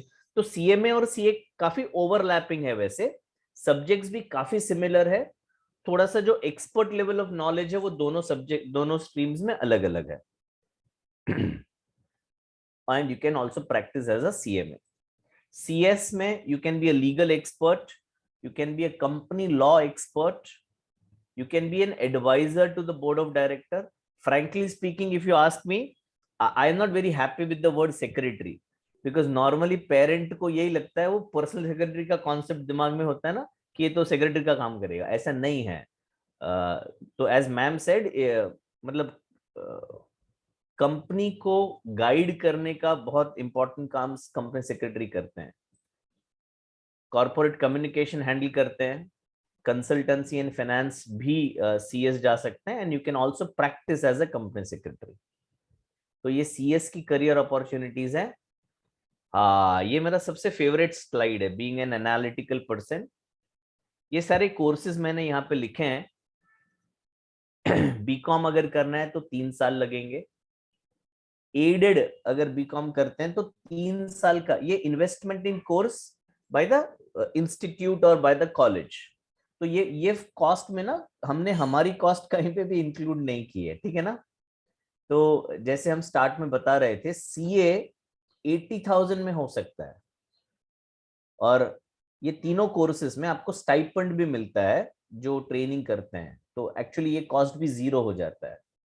सीए करते हैं तो फर्स्ट अटेम्प्ट मतलब जब जॉब करते हैं तो 8 to 10 lakhs आप स्टार्टिंग एक्सपेक्ट कर सकते हैं। सीएस और सीएमए में 6 to 8 lakhs आप स्टार्ट एक्सपेक्ट कर सकते हैं, और ये बाकी स्ट्रीम्स मैंने लिखे हुए हैं। बैफ, बीएमएस, बीबीआई पे थोड़ा सा बात करना चाहूंगा, इवन बीबीए पे थोड़ा बात करना चाहूंगा। ये तीनों के स्टार्टिंग में जो बी लिखा है ना, that B stands for what, bachelors. मुझे काफी बच्चे आके पूछते हैं कि सर हमें सीए करना चाहिए या बैफ करना चाहिए। So that is like asking मुझे गली में क्रिकेट खेलना चाहिए या मुझे इंडियन क्रिकेट टीम में क्रिकेट खेलना चाहिए। तो बैचलर डिग्री और सीए, सीएमए, सीएस का कोई कंपैरिजन ही नहीं है। बैचलर डिग्री का स्टार्ट आप देखिए, आपको 15 से 20,000 रुपया महीने से ज्यादा मिल नहीं सकता if you are going to stop at bachelors degree. और सीए तो कोसों दूर है, सीएमए, सीएस भी कोसों दूर है इनसे। तो you can't ask a comparison कि गली में क्रिकेट खेलूं या इंडियन क्रिकेट टीम में क्रिकेट खेलूं, है ना, वो कंपैरिजन ही इनवैलिड है। तो ये मत सोचिए। और जैसे विशाल सर ने भी कहा, current world, competitive world, even 1 degree is not sufficient, you will have to probably go for maybe 3 साल बाद आप सोचोगे सर सीए तो कर लिया, सीए में तो कर लिया, सीएस तो कर लिया, अभी साथ में क्या करें ये बताओ, सिर्फ इतना काफी नहीं है। तो ये कंपैरिजन आप मत करिएगा कि हम ये बैफ, बीएमएस, बीबीआई करें या सीए करें। Even BBA also not advisable if you ask me, my personal opinion। ऐसा कहते हैं कि बैफ करेंगे तो सीए करना इजी पड़ेगा, बीबीए करेंगे तो एमबीए करना इजी पड़ेगा, तो ये सब गलत बातें हैं।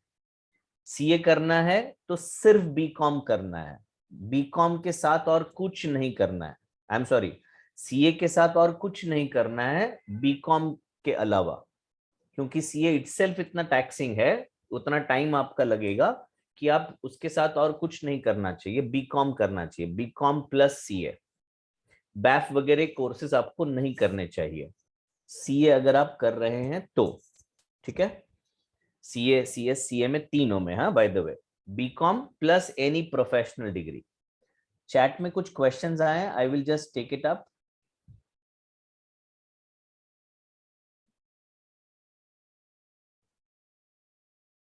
युक्ति पूछ रही है, is CA full of numbers? Yukti, the whole life is full of numbers, numbers के अलावा कुछ है ही नहीं लाइफ में। तो you just introspect and tell me something which doesn't have numbers. But yes, CA is most analytical and it has numbers. Priyanshi पूछ रही है, except BCom can we do CA with something else and what? मतलब I'm not clear with the second part. CA, you can unmute and speak rather than writing in the chat box.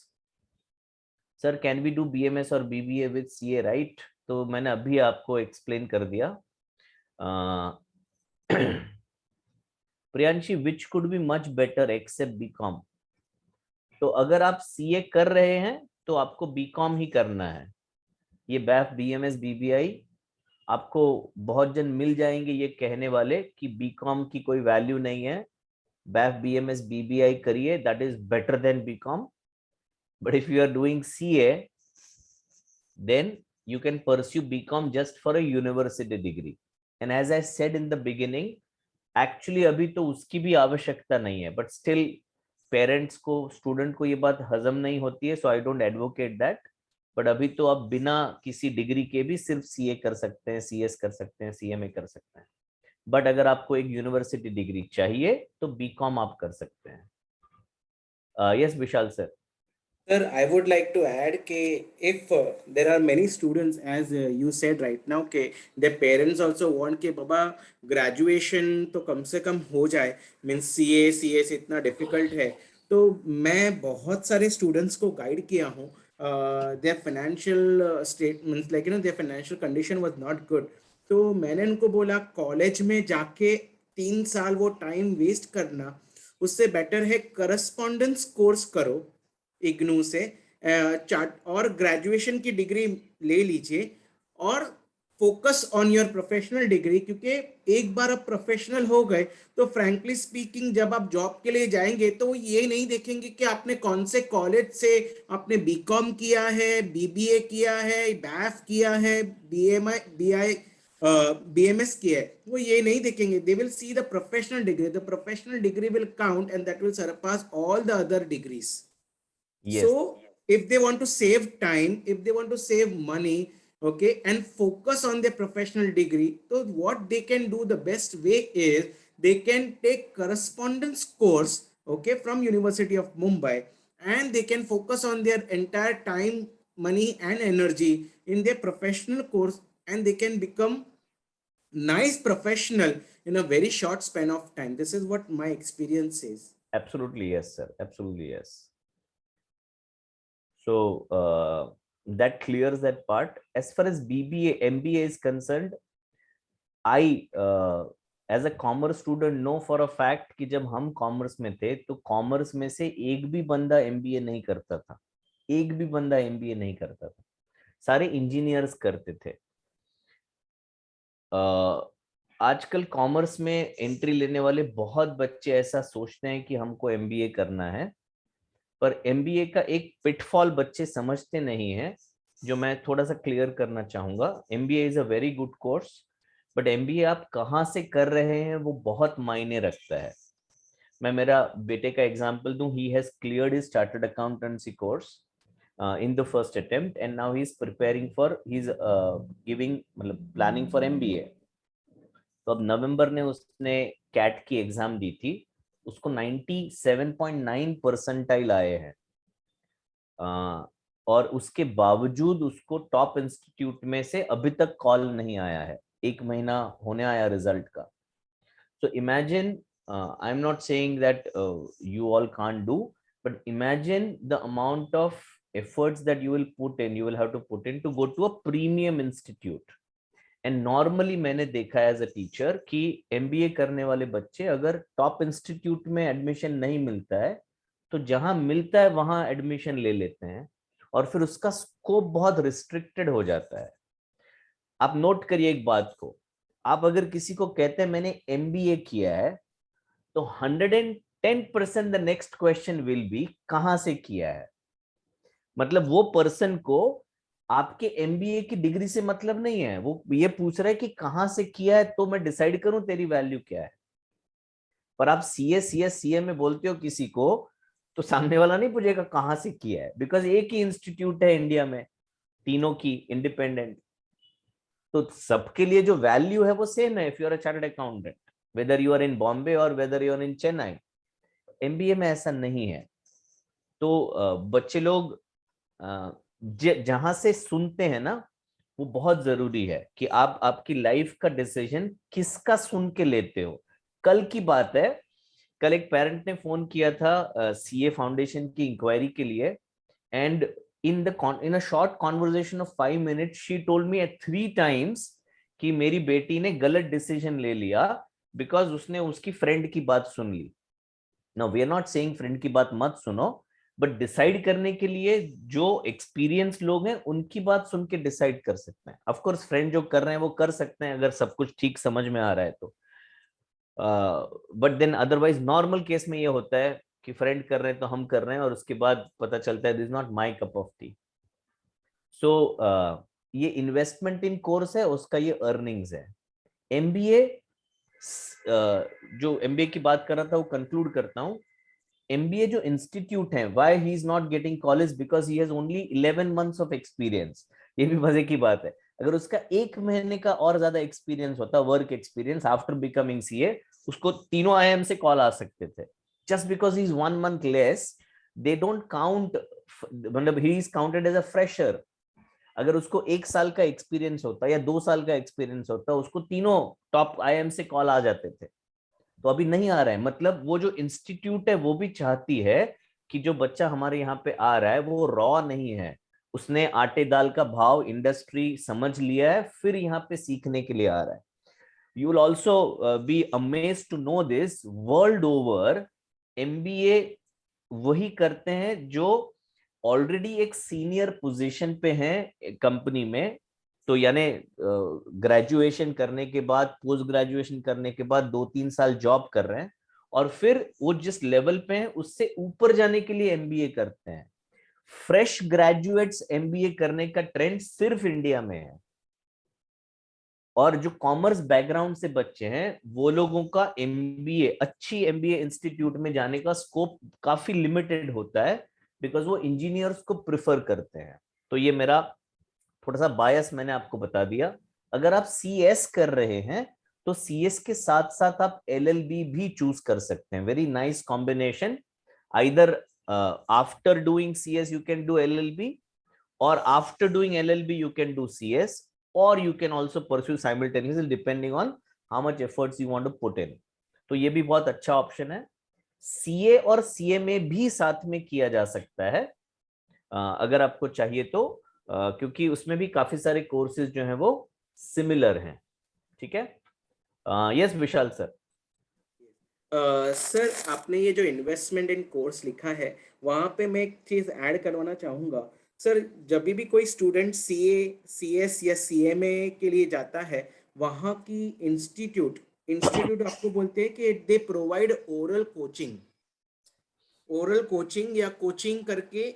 वहाँ पे concept है CA, CS, CMA तीनों में क्या होता है, institute आपको ये सारे सब्जेक्ट्स का कोचिंग प्रोवाइड करती है, लेकिन उससे तुम्हारा फीस थोड़ा बढ़ जाएगा, लेकिन आपको क्लास लगाने की जरूरत नहीं पड़ेगी, ऐसा वो लोग बोलते हैं। बट मेरा एक्सपीरियंस कहता है सर, जो भी स्टूडेंट्स वहां पे उन्होंने कोचिंग लगवाया, उसके बाद they come to coaching classes. Why? Because frankly speaking they don't complete the portion. Secondly कि उनका जो टाइम टेबल है, वो जो प्रोफेसर्स है, they don't come regularly and on time.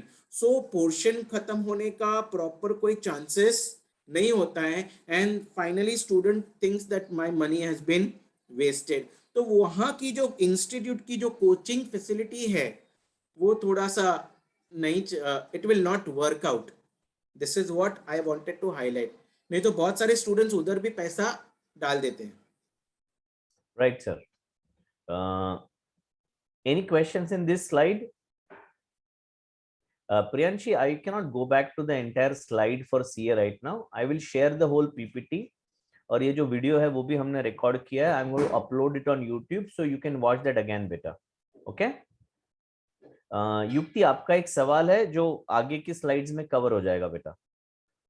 Anybody? Any questions in this? Please ask. Yes, somebody is unmuting. No, chat में ही answer आ रहा है। Just share the pic of CA process. ये कुछ additional information है। CFA can be pursued along with CA और CMA. तो CFA एक US की डिग्री है, very good course, chartered financial analyst. तो जो NM कॉलेज के बच्चे हैं वो जनरली क्या करते हैं मैं बताऊं आपको, तो वो CA करते हैं। आधे से ज्यादा बच्चे BCom वाले, तो BCom की क्लास में अगर 120 स्टूडेंट्स हैं तो उसमें से करीब करीब 100 स्टूडेंट्स CA कर रहे होंगे। इंटर उनका क्लियर हो जाता है फर्स्ट अटेम्प्ट में, and as I said inter और फाइनल के बीच में बहुत गैप है, so they pursue level 1। CFA में 3 लेवल्स हैं, तो they pursue level 1 immediately after clearing the inter. तो जो जब वो थर्ड ईयर BCom में होते हैं तब उनका CFA 1 लेवल भी कंप्लीट हो जाता है, और उसके बाद सेकेंड और थर्ड लेवल वो अटेम्प्ट कर सकते हैं। Very valuable course world over in the finance field, and especially if somebody is interested in securities market, stock exchange हो गया, financial foreign exchange market हो गया, तो CFA pursue किया जा सकता है। CFA का total course fees is approximately 2 lakh, that is exam fees उसकी काफी ज्यादा है, और ये एग्जाम जो है वो ऑब्जेक्टिव एग्जाम्स होते हैं। ये मैंने बता दिया आपको। LLB can be pursued with CS, CA can be pursued with CMA, and actuaries में कुछ बच्चे अगर इंटरेस्टेड हो तो 12th के बाद एक्चुरीज किया जा सकता है, एक्चुअल साइंस ऑफ इंडिया। पर आपको स्टैटिस्टिक्स में बहुत इंटरेस्ट होना चाहिए। If you are really interested in statistics, काफी बच्चे बोलते हैं मैथ्स नहीं है उसमें, स्टैटिस्टिक्स ज्यादा है। इफ यू आस्क मी, आप ग्रेजुएशन करने के बाद अगर इंश्योरेंस फील्ड में जॉब कर रहे हैं तो जॉब के साथ साथ अगर आप परस्यू करते हैं तो वो ज्यादा इंपॉर्टेंट होगा, rather than pursuing along with 12th। अभी काफी सारे इंस्टीट्यूट्स हैं, आई थिंक केसी कॉलेज ने एक कोर्स स्टार्ट किया है एक्चुअरीज में। I think the degree they give is BSc not BCom। तो 12th के बाद आपको अगर एक्चुअरीज में सचमुच इंटरेस्ट है तो थोड़ा सा ज्यादा इंफॉर्मेशन गैदर करके आप वो कोर्स कर सकते हैं, जहां पे आपको BSc विथ एक्चुअरीज का डिग्री मिलता है। तो कॉमर्स के बाद आपको शिफ्ट ओवर करना पड़ेगा BSc में। Kripali is asking about BBA। तो BBA का फुल फॉर्म है बैचलर ऑफ बिजनेस एडमिनिस्ट्रेशन, और वो बॉम्बे यूनिवर्सिटी का कोर्स नहीं है। तो कुछ प्राइवेट यूनिवर्सिटीज जैसे NMIMS है, फिर सिम्बायोसिस है, वैसे इंस्टीट्यूट्स, IIM इंदौर है, वैसे इंस्टीट्यूट्स वो कोर्स प्रोवाइड करती है। तो it is, I can say, baby of MBA। MBA is master in business administration and BBA is bachelor of business administration. तो उसकी फीस, उसकी भी एंट्रेंस टेस्ट होती है 12th के बाद। तो अगर आपको BBA करना है तो उसकी तैयारी आपको 12th में ही करनी पड़ेगी, और उसमें नंबर ऑफ सीट्स बहुत ही लिमिटेड होती है। तो जैसे कैट में होता है कि बहुत रिगरस पढ़ाई होती है, तो आपका अगर 400 के आसपास सीट्स हैं तो you must be in the highest 1 percentile, okay, highest 1 percentile student. तो आपको अच्छी इंस्टीट्यूट में एडमिशन मिल सकता है। And if I am not wrong, the fee of MBA is slightly on a higher side depending on the institute to institute, but 5 lakh के आसपास I think 3 साल की फीस होगी। एंड मैं थोड़ा सा डिस्करेज कर रहा हूं, it's a bachelor degree, okay. Yes, आगे बढ़ते हैं। ये हमारा ओपिनियन है कि ग्रेजुएशन के साथ साथ प्रोफेशनल कोर्स क्यों करना चाहिए। So, जैसे पहले भी बात हुई थी, it's a bare minimum requirement to stay in competition, full utilization of available time. अगर कोई बच्चा कोई भी प्रोफेशनल कोर्स नहीं कर रहा है तो डिग्री कॉलेज में जब जाते हैं तो 10:30 बजे के आसपास कॉलेज कंप्लीट हो जाता है सुबह। सारे पेरेंट्स मेरे से अग्री करेंगे कि लास्ट 2 साल में, जब से लॉकडाउन है तब से बच्चों ने कुछ ऐसा क्रिएटिव या कंस्ट्रक्टिव काम किया ही नहीं है, और सारे के सारे बच्चे एकदम एब्सोल्युटली लेजी हो गए हैं। Does all parent agree with me? I'm not going to take a poll, but that's what I feel. तो अगर आप प्रोफेशनल कोर्स करते हैं तो फुल यूटिलाइजेशन ऑफ टाइम होगा, आप फुल्ली एंगेज्ड होंगे रिगरस पढ़ाई करने में, channelising energy and having a clear focus. तो हमने सबने स्कूल में एक एक्सपेरिमेंट किया होगा, मैग्नीफाइंग ग्लास में से अगर सनरेज पास होते हैं एंड एक पेपर पे सारी एनर्जी अगर फोकस्ड होती है तो वो कागज जल भी सकता है। तो अगर कागज को जलाना है तो एनर्जी को चैनलाइज करने की जरूरत है। In the current world with so many distractions around us, हमारा पूरा एनर्जी जो है वो फोकस्ड नहीं है। That's the problem of not going forward. ये पहले बताया था कि आर्टिकलशिप करते हैं तो ह्यूज प्रैक्टिकल नॉलेज मिलता है जो हमारे थियोरेटिकल क्लासरूम में नहीं मिल सकता है। ये सर ने भी बताया था। तो जैसे मेरे बेटे की बात कर रहा था, उसने KPMG से आर्टिकलशिप की थी, one of the top CA firms in India currently. तो उसको पहले साल में 20,000 मंथली मिल रहा था, सेकेंड ईयर में 25,000 मंथली मिल रहा था, थर्ड ईयर में 30,000 मंथली मिल रहा था स्टाइपेंड। तो इतना हाई स्टाइपेंड मिलता है अगर आप टॉप की सीए फॉर्म से आर्टिकलशिप करते हैं, plus the amount of knowledge. उसने एल्केम लैब्स, दूसरी कंपनी का नाम मैं भूल गया, पर फार्मास्यूटिकल कंपनी का जो फॉर्च्यून 500 कंपनीज में आती है उनका वो ऑडिट करने जाता था। तो उसको जो नॉलेज मिला, जो ट्रेनिंग्स मिले कंपनी की तरफ से, वो ट्रिमेंडस थी। And right from day one उसका रिजल्ट आया था 1 फेब को। ओके, तो 1 फेब को लास्ट ईयर 1 फेब को रिजल्ट आया, तब वो कमा रहा था 11 बजे के पहले वो कमा रहा था 30,000 रुपया महीना, और 11 बजे रिजल्ट आया, कंपनी ने उनको एब्सॉर्ब कर लिया, और 11-1 बजे वो कमाने लगा था कितना, 75 to 80,000 per month, just in 1 day, है ना। No interviews required, nowhere to go, no application. तो जहां पे आप काम कर रहे हैं 2-3 साल से, वो फर्म ही आपको एब्सॉर्ब कर लेगी। And yes, if you want to switch over, you can definitely do that. Cost of studies can be self funded.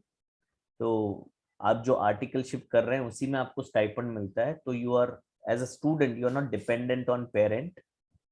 What might stop you, again my favourite slide,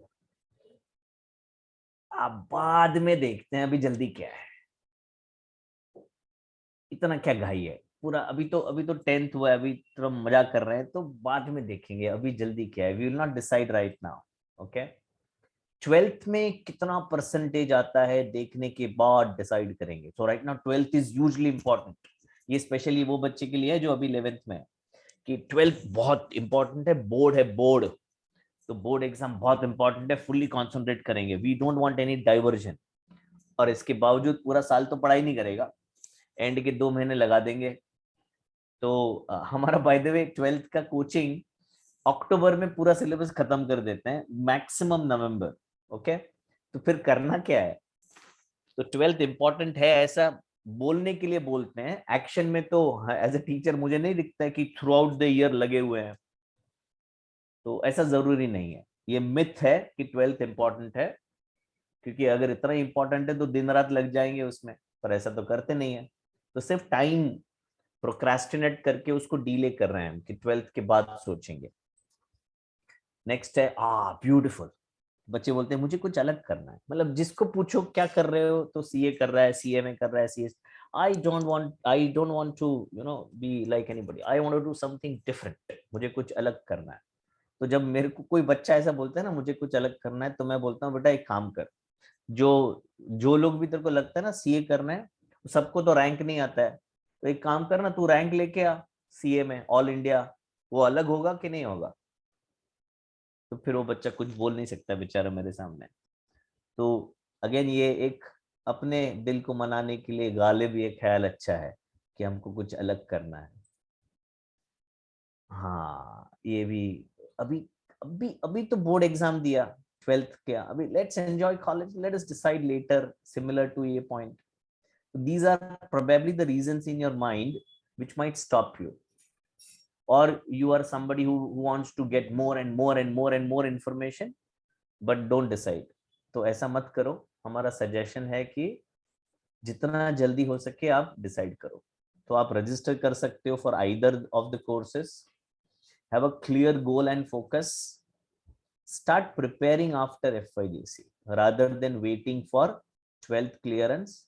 और आपका पढ़ाई और ये, और मजे की बात क्या मालूम है आपको, लग रहा है कि ये अगर ये कुछ भी प्रोफेशनल डिग्री करते हैं साथ में तो आप डाइवर्ट हो जाएंगे, ना ना बाबा। आप अगर ऑस्ट्रेलिया के साथ मैच खेलने के लिए प्रैक्टिस करते हो तो आयरलैंड के साथ मैच में तो जीत ही जाओगे ना। मतलब आप सीए में या सीएस की पढ़ाई कर रहे हो, रिगरस पढ़ाई कर रहे हो, तो फिर 12th तो बाय प्रोडक्ट है, वो ऑटोमेटिक अच्छा ही होने वाला है। और काफी सारे सब्जेक्ट्स स्पेशली सीए और सीएमए के 12th के साथ मैच होते हैं, बहुत सारे सब्जेक्ट्स मैच होते हैं, 80% सिलेबस सेम है ऐसा मैं कह सकता हूँ। तो it is not going to come in your way of 12th। आप SYGC अपीयर कर सकते हैं, उसके बाद एंट्रेंस अपीयर कर सकते हैं, और आप 6 इंपॉर्टेंट महीने बचा सकते हो। अगर आप डिले करते हो 12th के रिजल्ट के बाद सोचते हो तो जो भी हमने टाइमलाइन बताया था वो 6 महीना लेट होते जाएगा। और अगर हम अपॉर्चुनिटी कॉस्ट की बात करें, अपॉर्चुनिटी कॉस्ट मतलब अगर कोई बच्चा 6 महीना पहले सीए हो जाता है या सीएमए हो जाता है तो उसका अर्निंग उस हिसाब से चालू हो जाएगा 6 महीना जल्दी।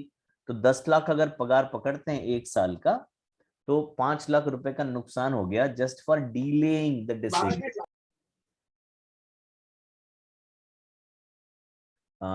Yeah, before I go here, I would take questions. Anybody has any question?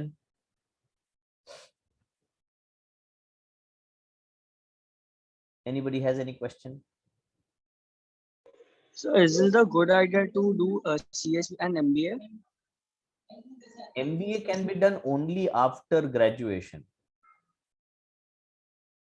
CS and MBA doesn't gel too much. I would advise कि आप अगर CS कर रहे हैं तो कोई भी कॉर्पोरेट में आप जॉब कर लो, आप पहले स्टार्ट कर लो और उसके बाद है ना मोस्टली सारी ये भी एक बहुत इंपॉर्टेंट बात है कि जितनी भी टॉप की कंपनीज हैं उनकी टाई अप्स हैं टॉप के एमबीए इंस्टीट्यूट्स के साथ। तो अगर आप किसी कंपनी में से एग्जांपल जेपी मॉर्गन में आप जॉब कर रहे हैं, 2 साल हो गए हैं आपको, तो कंपनी की तरफ से आपको ऑफर किया जाएगा कि आप एग्जीक्यूटिव एमबीए का कोर्स ले लीजिए। They have a tie up with all the IIMs, तो आप वो कोर्स करके आप एमबीए हो सकते हैं। तो एमबीए करके जॉब लेने की आवश्यकता नहीं है, जॉब लेके एमबीए कर सकते हैं। Does that answer you, beta? Yes, sir. Yes. Anybody else? Any question? Sir, CFA can be done after graduation only, no? CFA last year में जब आप होते हैं, TY में होते हैं, तब लेवल 1 आप अपीयर कर सकते हो बेटा। You are eligible to appear for first level when you are in TY, but level 2 and 3 TY के बाद ही कर सकते हो। Okay, sir. Yeah. Anybody else?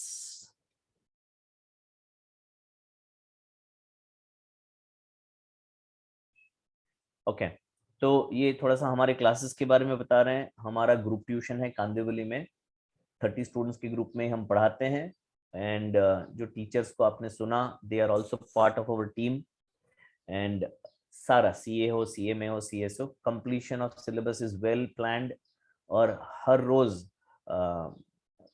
मतलब आई एम सॉरी हर वीक एग्जाम्स होते हैं, 1 या 2 या 3 डिपेंडिंग ऑन सिलेबस कैसे जा रहा है। वीकली 2 से 3 एग्जाम्स होते हैं।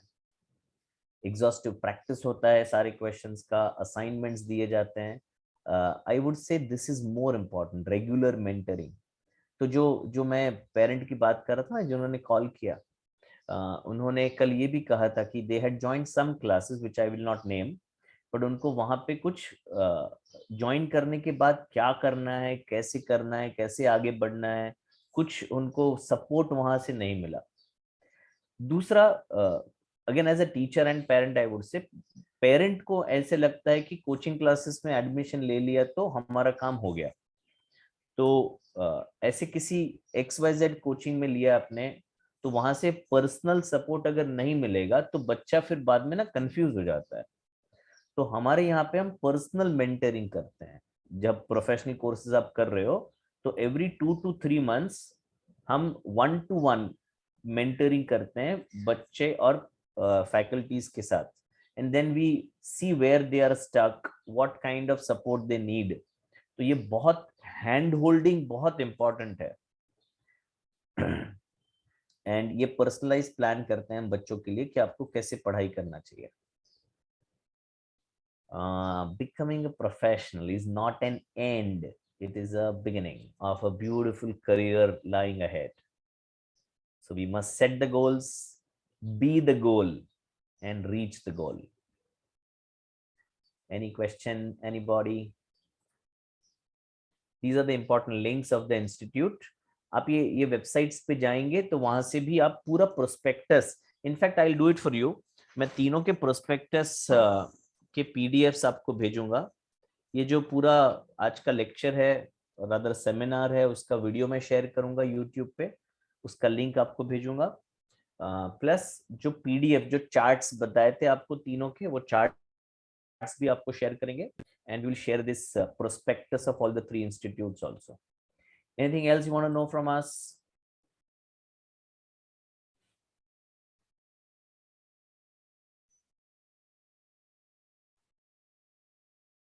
Vishal sir, Falguni miss, any concluding remarks you want to give?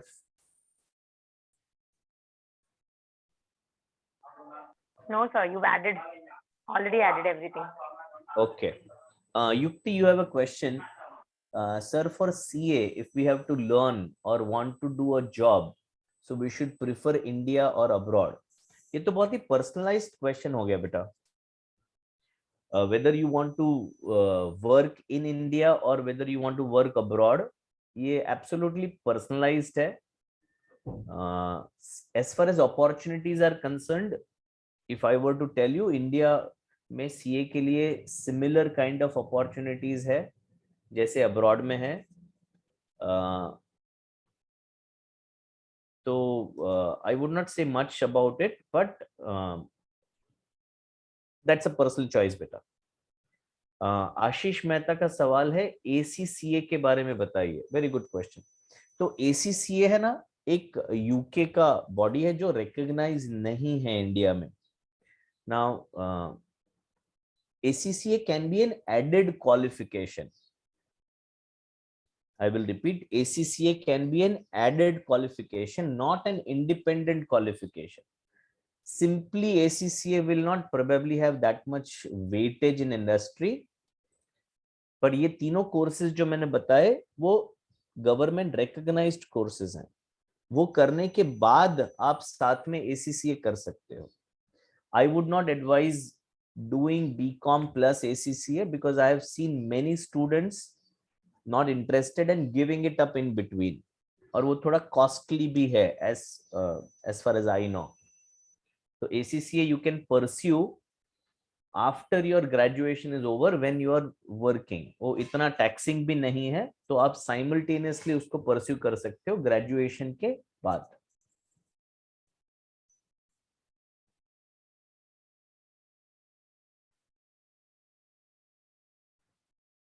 CFA बताया ना बेटा, Yukti, chartered financial analyst. What more you want to know? So like what more we can do in that and कौन सा subject कर सकते हैं CFA के साथ? CFA में ब्रॉडली 8 सब्जेक्ट्स हैं, तो तीनों लेवल में सेम सब्जेक्ट्स हैं, बट उसका लेवल बढ़ते जाता है. And all subjects are related to investments, securities market, finance, foreign exchange, उस सब से रिलेटेड सब्जेक्ट्स हैं. तो अभी मैं सब्जेक्ट का डिटेल बताऊंगा, आपको ज्यादा समझ नहीं आएगा. But if you are interested in financial markets, जैसे कि स्टॉक एक्सचेंज हो गया, फॉरेन एक्सचेंज हो गया, रिसर्च में इंटरेस्टेड हैं अगर आप, कि से एग्जांपल आप CNBC अगर देखते हैं तो उसमें कोई आ रहा है और एनालिसिस कर रहा है कि ये कंपनी का ये वैल्यूएशन है, ये प्राइस होना चाहिए, ये प्राइस बढ़ेगा या कम होगा, तो उस काइंड ऑफ जॉब्स, या फिर आपको बैंकिंग इंडस्ट्री में, म्यूचुअल फंड इंडस्ट्री में जॉब मिल सकता है. तो you are basically an analyst doing analysis of all the things, और वो TY में आप स्टार्ट कर सकते हो. 3rd year of your graduation you can start pursuing it. Very good valuable course world over.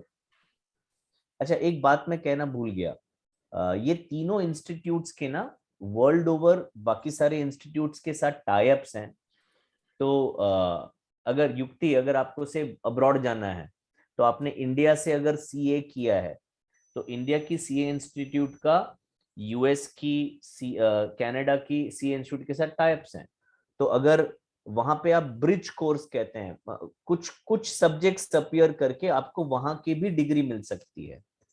तो CA आपने यहाँ किया है, और वहां पे सिर्फ एग्जांपल दे रहा हूँ कि 12 सब्जेक्ट्स हैं वहां पे पढ़ने के लिए. तो आप ऑलरेडी अगर चार्टर्ड अकाउंटेंट है, तो probably you will have to study only 3 or 4 subjects, and in a span of say 6 months or a year you can be a CPA in US और Canada. Similarly सीमा करके एक institute है UK की, तो CA में किया है, तो वहां पे आपको कुछ सब्जेक्ट्स में एग्जाम्शन मिल सकता है. So you can have bridge courses and these courses may help you to settle abroad very easily. Yes. और कोई question? Anybody?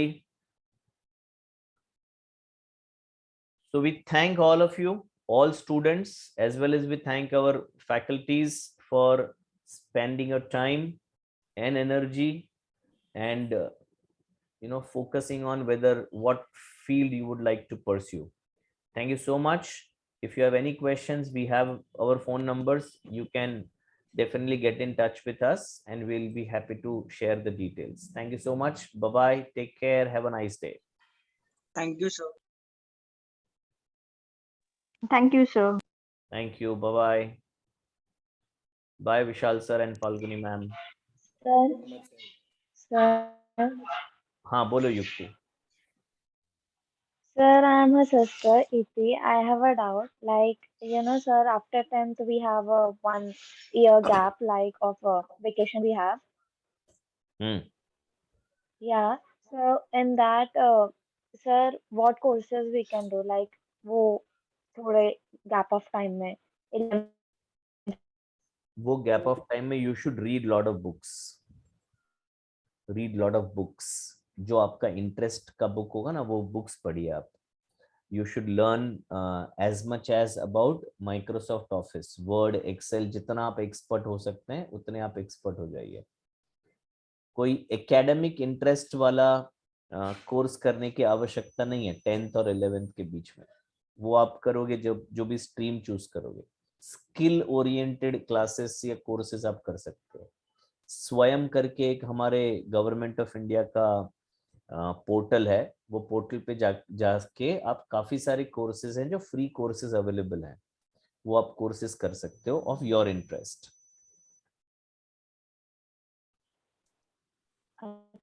Okay, sir. Okay. Anybody else? Yes, Maitri, what do you want to ask?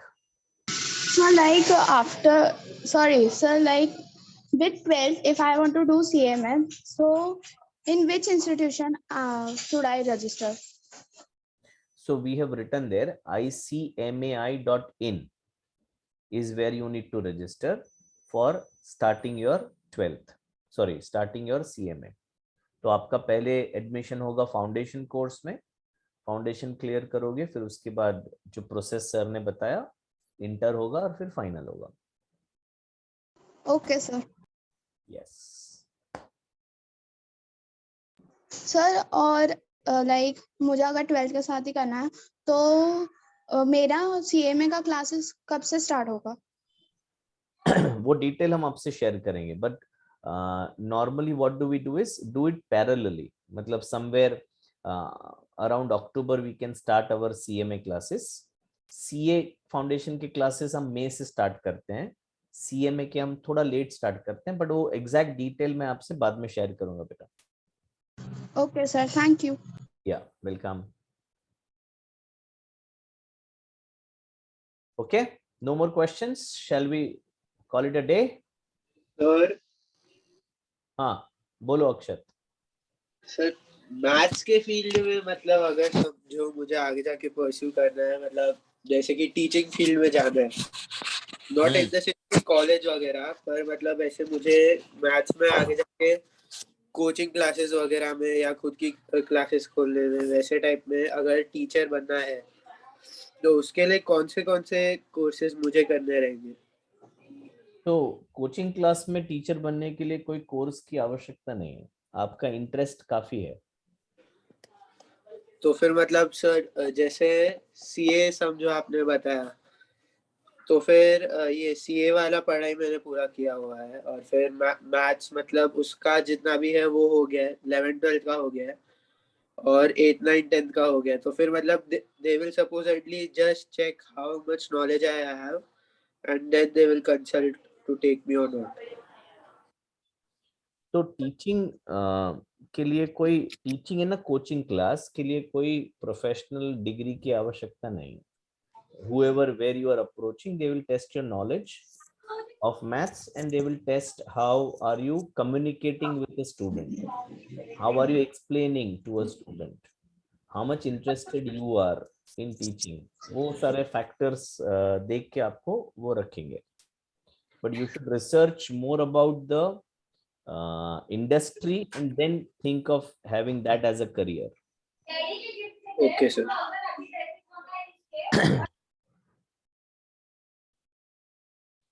Okay, any other question? काफी बच्चे अभी भी जुड़े हुए हैं, तो I think कुछ questions होंगे उनके दिमाग में. नहीं है. Okay, see you then, take care, bye bye, have a nice day. Bye beta.